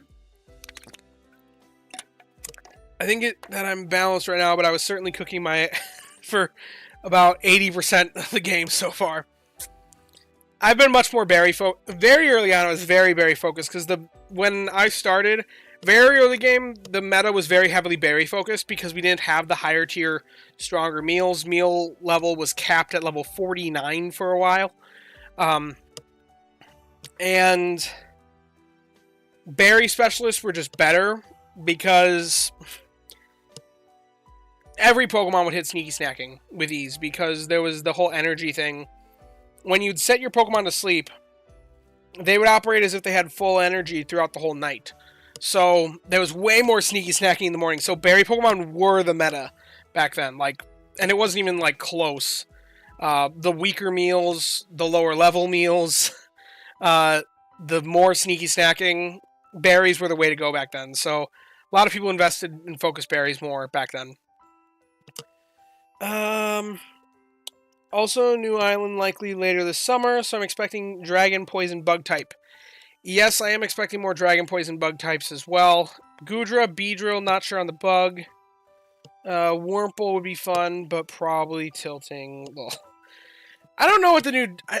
there are a lot of dragons. I personally, and I've talked about this plenty of times before, I want to see Haxorus added, specifically. And my whole reasoning for that is because, I want to see another Dragon Berry specialist, another good Dragon Berry specialist, because Altaria, not the best option. And I would like to see another good berry specialist out of the game, and I think Haxorus could fill that role pretty well. Because there's kind of a precedent that pseudo-legendaries are the best of the best for their ingredients, and their ingredient specialists is kind of the precedent they've set with Tyranitar and Dragonite. Legends seem to always be skill specialists. Split evolution lines always seem to be skill specialists as well, just with the nature of having different main skills. That's not quite the same for the Slowpokes, but for most of them, split evolutions, Gallade, Gardevoir, I'm trying to think of other examples, but none are coming to mind right away, tend to be skill specialists. That leaves a very tight option, very small amount of options for Dragon-type Pokemon that it could be to be another Dragon Berry specialist. I think Haxorus fits that pretty well, and I love Haxorus, so that's been my headcanon. I've been headcanoning that one day they'll add it as a berry specialist that I will be able to hunt. Okay, how do you feel as a long-term player investing in newly released Pokemon? Caught a good Mono Happiny, but waiting for a Candy Boost event seems essential before I start using. I think you can invest it earlier on. I mean, it's a bit difficult to say. It depends on how much you need eggs. How immediate is the need for eggs? If you don't need eggs right away, wait it out. No problem with that, but also consider what else would that Candy Boost be used on. Because I think that Candy Boost is best used on very rare candies. I think as time goes on, Happiny is not going to be the rarest of candies just because it is a baby Pokemon, which means hopefully it spawns a bit more. So, yeah. Have a good night, Aliabs. If you're still in there to hear me say goodnight to this. In a way, they don't do Applin at some point. Yeah, Applin could get added, but I don't see it being a berry specialist. I see it being a skill specialist, just because it's a split Evo. Although, something neat with Applin and the Hitmons and Applin specifically could be a rare Pokemon that could go one branch is a skill specialist, one branch is an ingredient specialist, one branch is a berry specialist, because it's got three different branches. And there are 3 specialties, which could be kind of neat, because then if you're hunting Applin, or you're hunting Hitmon or Tyrogue, you could look for any skill spread, which I think that'd be very cool and unique. And then it'd be if it's an ingredient finder, make it into a Hitmonlee or whatever. There's ideas there. Okay, who thinks Ampharos when thinking dragon? Not Ampharos. Mega Ampharos is a dragon, but I don't think... we don't have any ideas of Megas yet. Bug-type debut should be Combee, so people understand the true pain of gender evolutions. Fortunately, with Combee, there is a noticeable gender difference, so you would know before you catch it. Yeah, Altaria is a Dragon Berry specialist, but it's not that good. I want to see another one added. Applin would be really cool, especially if Hydrapple will become Dragon-type. Yeah, I mean, they all should be Dragon-type, theoretically. What do you think about the ingredient Pokemon that change types with their 3rd evolution, but have good natures and IVs, plus multiple inventory slots? Would be worth keeping the 2nd Evo instead. So, ingredient Pokemon, just evolve them all the way. That's my personal opinion. maybe there could be a case for if you have a really, really strong, like, let's say you have a good Quaxwell, and you got a really, really strong Suicune, maybe there could be a case for it, keeping it under evolved, but it's not worth keeping it under evolved for better island synergy. I would only even think about it if you have the right legend to pair with it. Same thing I'd say is true for Skeledirge. Skeledirge is just so good. Like, you're giving up a lot for that synergy with your legendary of choice, but if you don't have a legendary to synergize with it, just evolve it. It's not worth it for the berry type. You only care about berry typing on berry specialists, really. Applin, the new Eevee, yes. I have a nice Florigato with level 50, 75, and 100 inventory slots. Level 50, 75, and 100 inventory slots, but I'm keeping it unevolved for now to use at Lapis. I mean, if you're using it right now, maybe keep it unevolved. But long term, you're going to want to evolve it. Let's hope Tyrogue doesn't evolve randomly. I don't think they do that. As of right now, anything that like has different options, you can click. You can click which one you want.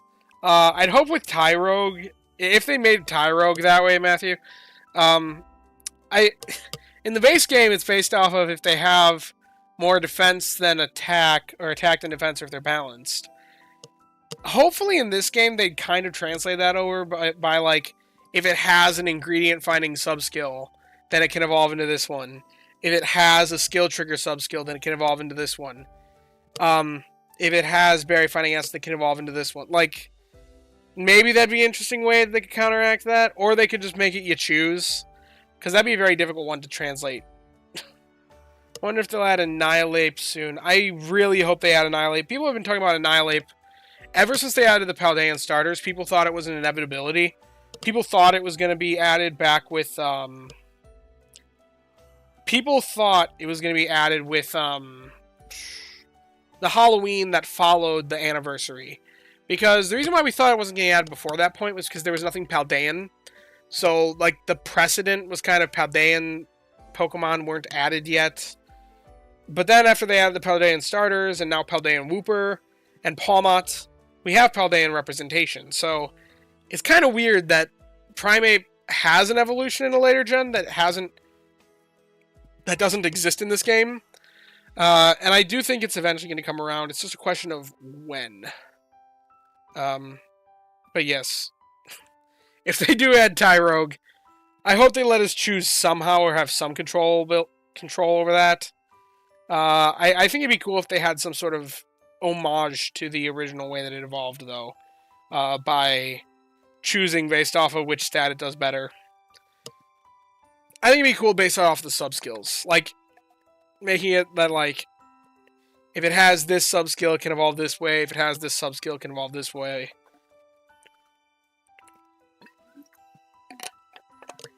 I want to know how they'd handle the Ultra Beasts. Well, all of them would have Beast Boost, right? What would Beast Boost be as a skill in this game? Speed, skill, ingredient would be sick. Yeah. I could see them adding Sinistea as a Galar Ghost type Pokemon this Halloween event. Maybe adding tea as a new ingredient. Tea leaves would be neat. I don't see them adding a new ingredient for a minor event. Typically speaking, they only add new ingredients. At least the precedent so far has been they release new ingredients with a new island. And that becomes that new island specialty for a while. You can only get that ingredient by going to that island. And that's like the thing that draws the old players into the new island to hunt the new Pokemon with the new ingredient for the new dishes. It's the big appeal of a new island. Why, still to this day, Vikavolt and Aggron. Vikavolt is still the undisputed king of coffee production. Aggron is still the secondary choice. And then Clodsire is like a tertiary side grade option for early game if you really want coffee way early game for some reason. So, they're probably not going to add a new ingredient without another island. I just want to see the coughing line added. Give it self-destruct where it's like a cracked berry bomb that drains all its energy. That'd be hilarious. be interesting to balance, because what players would probably do with that is probably just run it until it activates. Once it activates, then swap it off the team, and then at night, or right before you sync to the Go++, just swap it back on the team, get the energy back, and then run it. Like, I'm sure there's some interesting strategies you do with a skill like that. If you were raising a Pawmot, would help bonus be a must-have? For me, yes. I wouldn't say that for everybody, though. Well, maybe not yes. I could do Berry Finding S and a lot of triggers as well. But realistically, I would want help bonus, because at this point, for me to reinvest into another healer, I've got so many good healer options, so many strong healer options that produce a lot of strength. Otherwise, it would need to offer something that those other ones can't. And as of right now, like, they just don't have that. Like, if it doesn't have help bonus, it probably can't compete with my other options. So, for me, yes, absolutely. For everyone else, though, I would say depends on your situation. Annihilate Evolve using a combat move in this game has very... Yeah.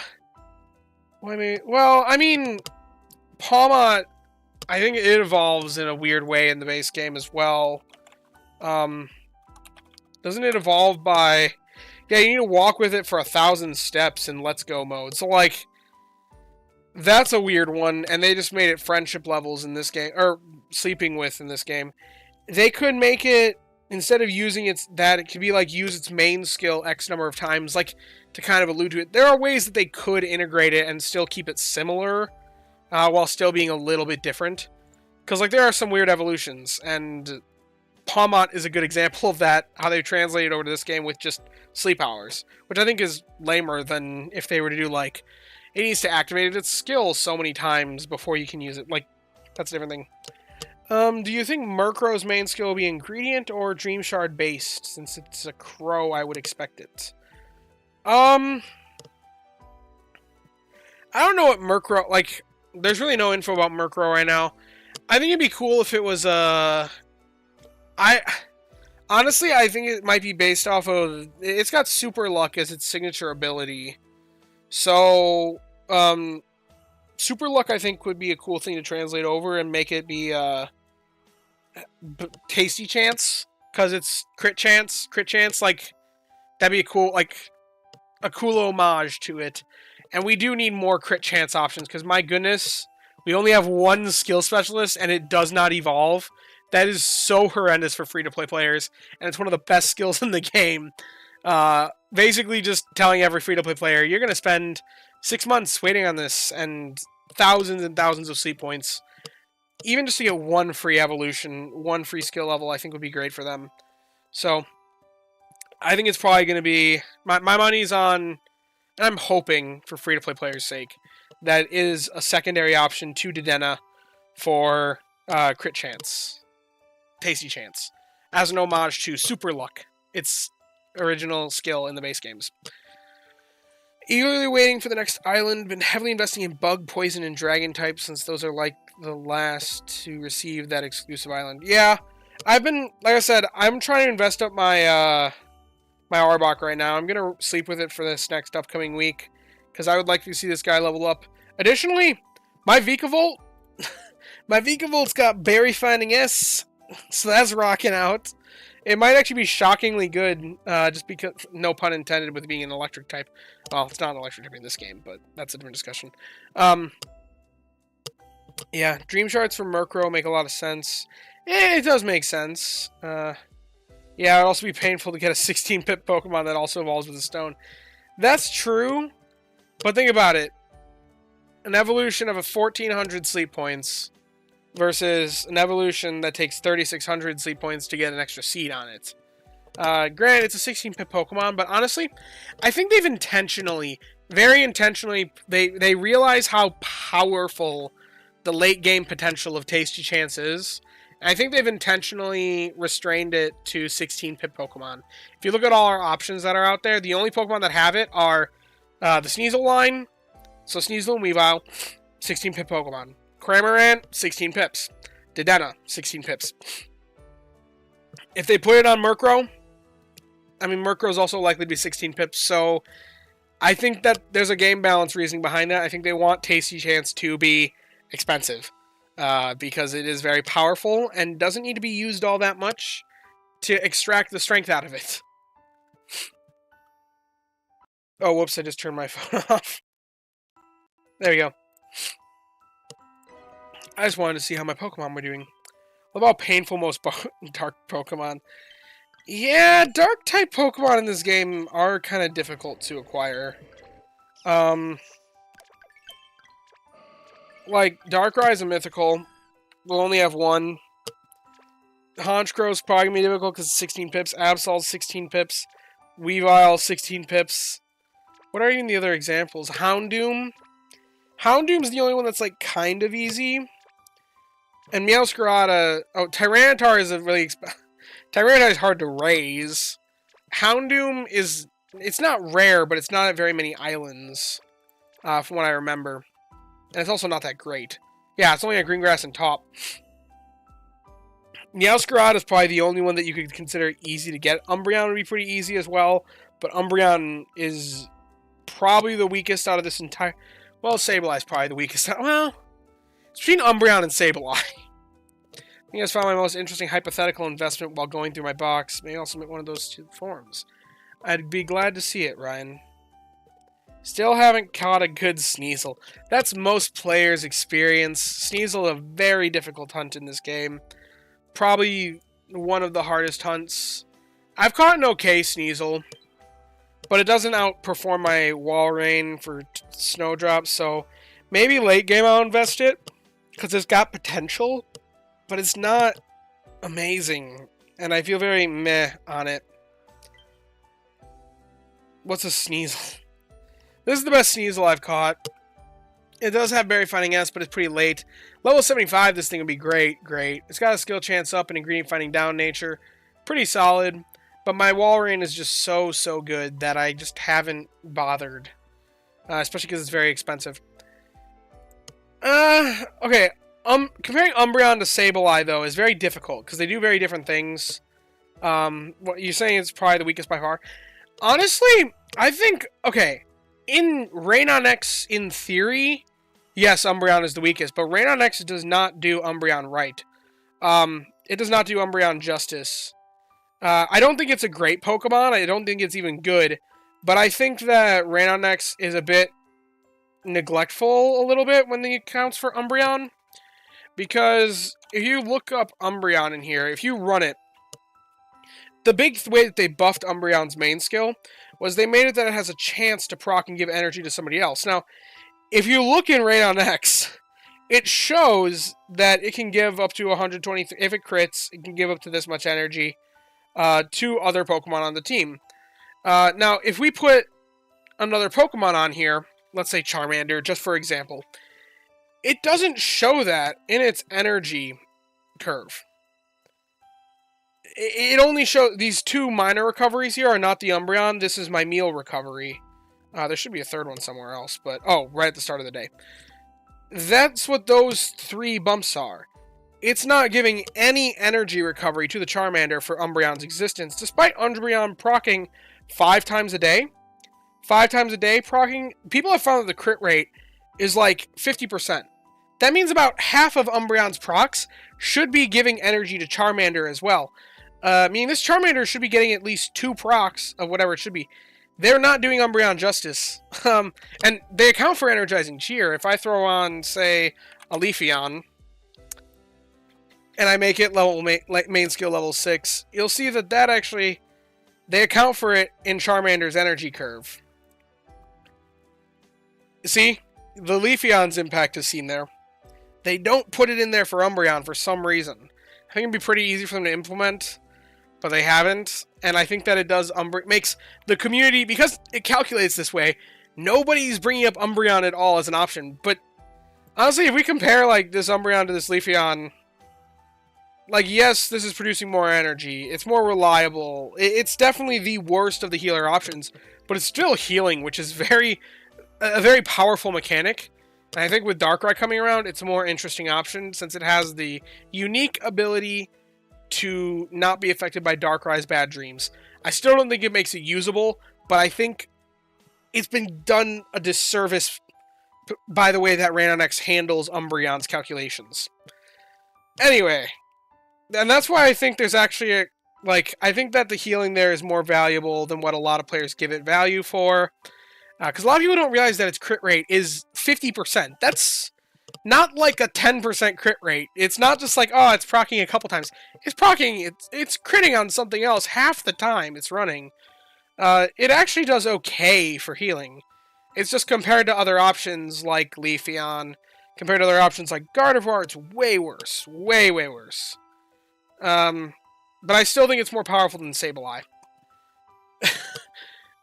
And that's kind of my thoughts. Just because energy is that important. So that's tangent aside. I think Sableye is probably the weakest on here. Anyway, speaking of T-Tar, I think we're overdue for another pseudo-legendary. Which did you like? I'd like to see Metagross. I'd like to see Metagross too. Salamence. I think they're all cool, honestly. Any of them, really. What's your minimum viable option for an ingredient farmer? Depends on the ingredient. Some ingredients take more than others, but I typically go by what is required based off the current meta of what is the highest tier dish.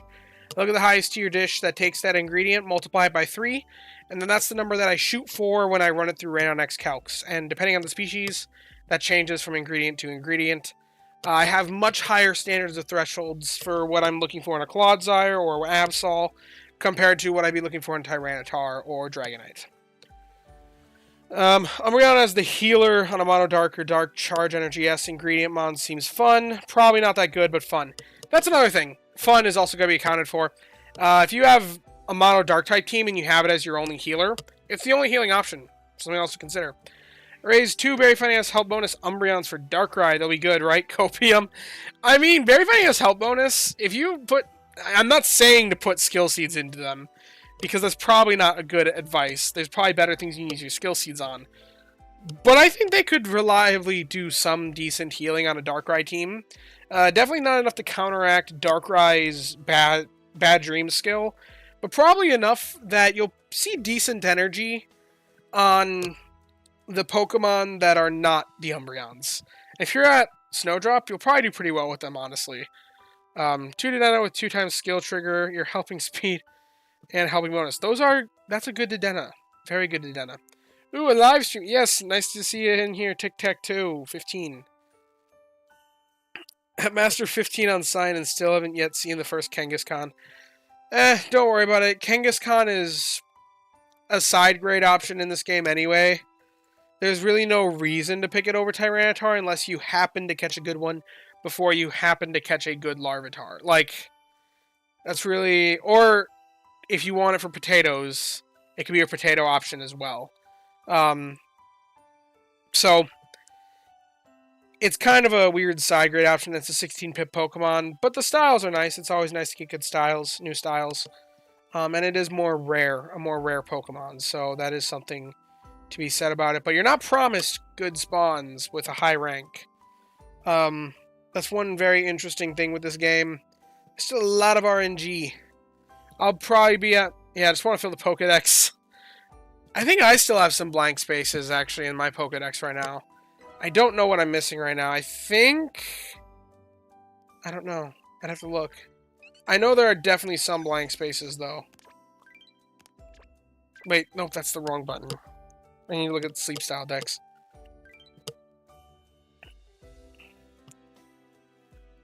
It's probably like some weird evolution. Oh, Meganium. I've never seen a Meganium. I have Meganiums that I evolved from Chikorita. But I've never seen one.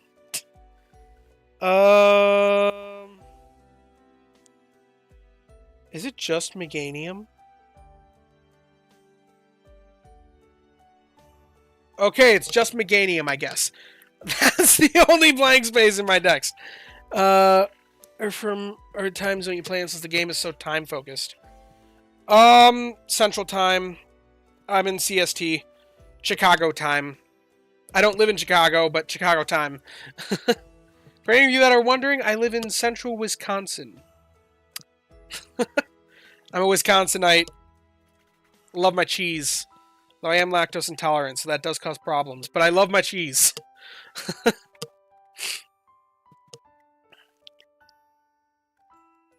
But yeah. So, man, that's crazy to me that I'm only missing Meganium in the decks. I should spend some time at Lapis just to fill that. That'd be a cool thing to have checked off. I've only ever caught one Kangaskhan from over a year ago, and it came with triple ginger.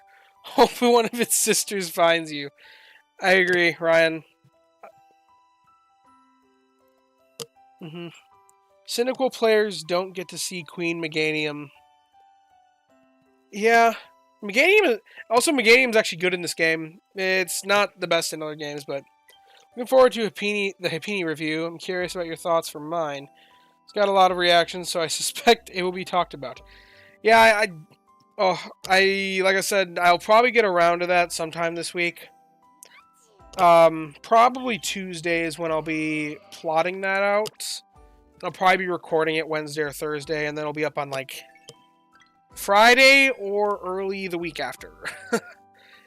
Is likely when that next Crestminster is going to be out. As long as you're not a Packers fan, those odds would be wild.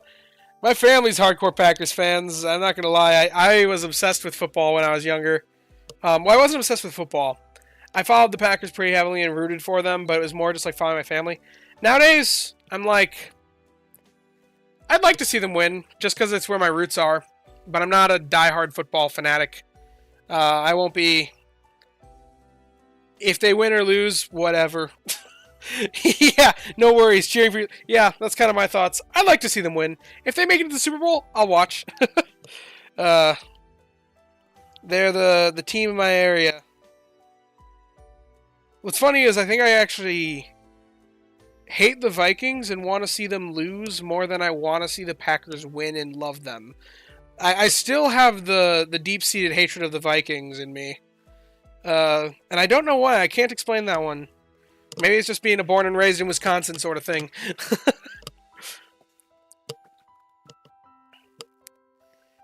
Why is there a notification here? Minnesota Vikings...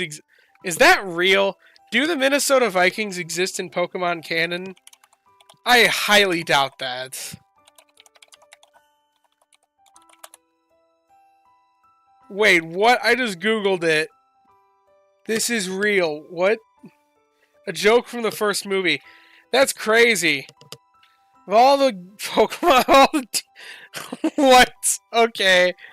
I just found a Reddit post with it, and what do you know? This is a thing. Wait.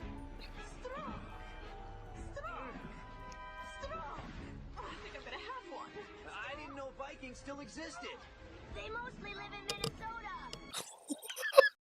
That's a thing. Okay, I guess. Yeah. I guess the Minnesota Vikings do exist in Pokemon canon. Good to know. They mostly live in Minnesota. Oh boy. The one team that I don't like. Okay, I guess there are a few other teams that I don't like, but nothing like the Vikings. Sorry to any Vikings fans out there. I hope I haven't offended too many people with this. NFC North talk in this stream is like something I would have a dream about. What on earth? I don't even follow football. Don't try to talk to me about football too much, because it won't be a good conversation. I don't follow it at all, other than just I remember being like, yeah, Packers when I was younger, and that was about it. Nowadays, my focus is on a lot of other things. I do still have some Packer merch somewhere. I don't think it's it. Nope, none of it's in this room. Probably the other room next to me. I've had some wild dreams lately, but that's a whole different discussion. It's probably a result of all the dozing sleep that I've gotten in my sleep reports.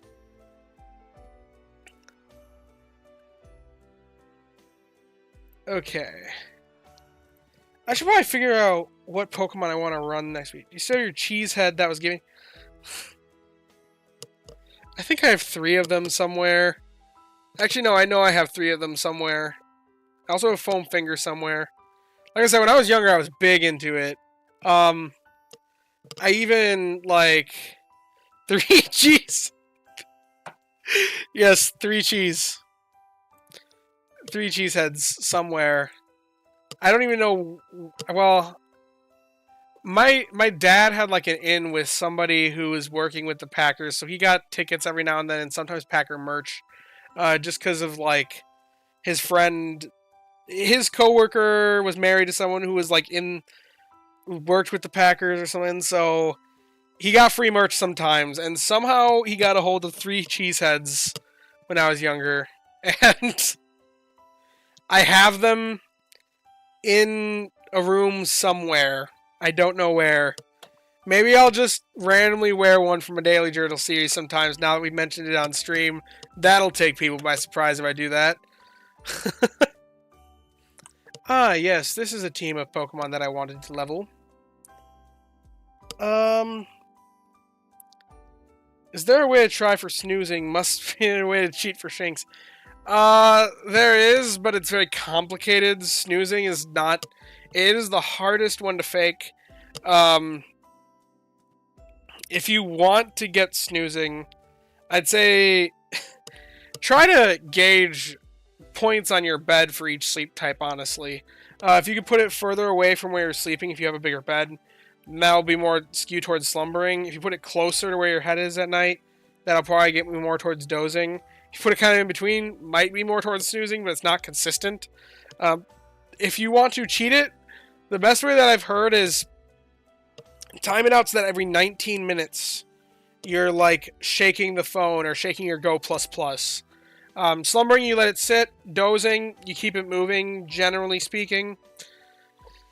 For snoozing, you gotta shake it like pretty consistently, like once every 19 minutes.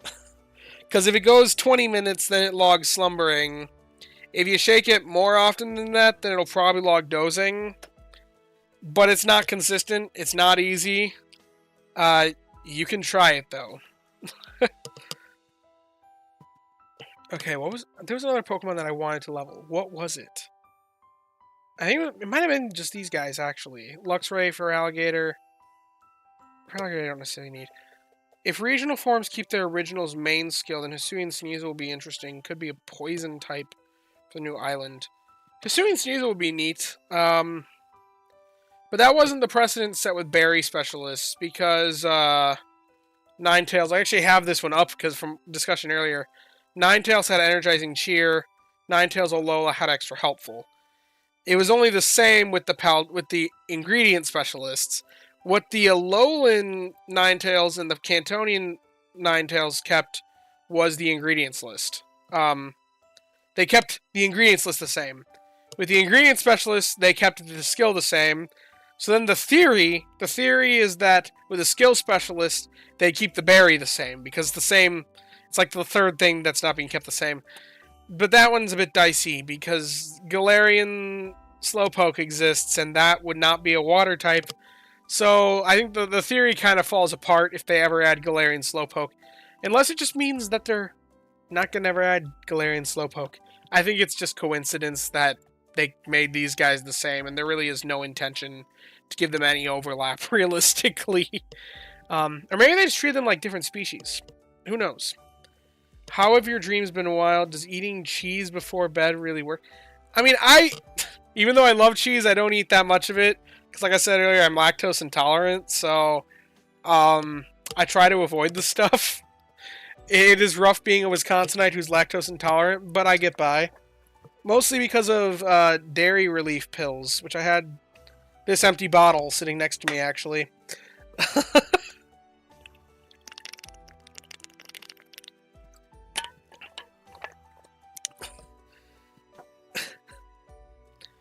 But yeah, there's some interesting ideas with this sort of thing. I don't know what they're going to do with other forms. Also, man, Alolan Ninetales is so pretty, and so is Base. Ninetales is one of the prettiest Pokemon. I've just got to say that. They did very well with Ninetales' design, making it look gorgeous. Although I don't know why they spelled it like this. Why did they spell tails like this It has 9 tails, Tails. But for some reason, it's tails as in stories in the Pokemon's name. That feels very wrong. But I always remember that it's spelled wrong. But oh well. I digress. Anyway, I think I'm gonna call it a night for tonight, guys. It's been a nice stream. I've enjoyed talking. Why do they spell it seal when it's a seal? Okay, that's a bit different because they don't want it to be the same thing. Anyway, yeah. Thanks you all for joining. It's been a great stream. I enjoyed talking, but I need to get some snoozing myself. We'll see what sleep type it actually is. Hopefully it's something aside from dozing, and I'll actually get good sleep tonight now that I'm on antibiotics. So, yeah. If you have enjoyed the stream, you should leave a like. Subscribe if you haven't already. And, yeah, as always, I thank you all for viewing, and I hope that you all have a wonderful night. Goodbye now.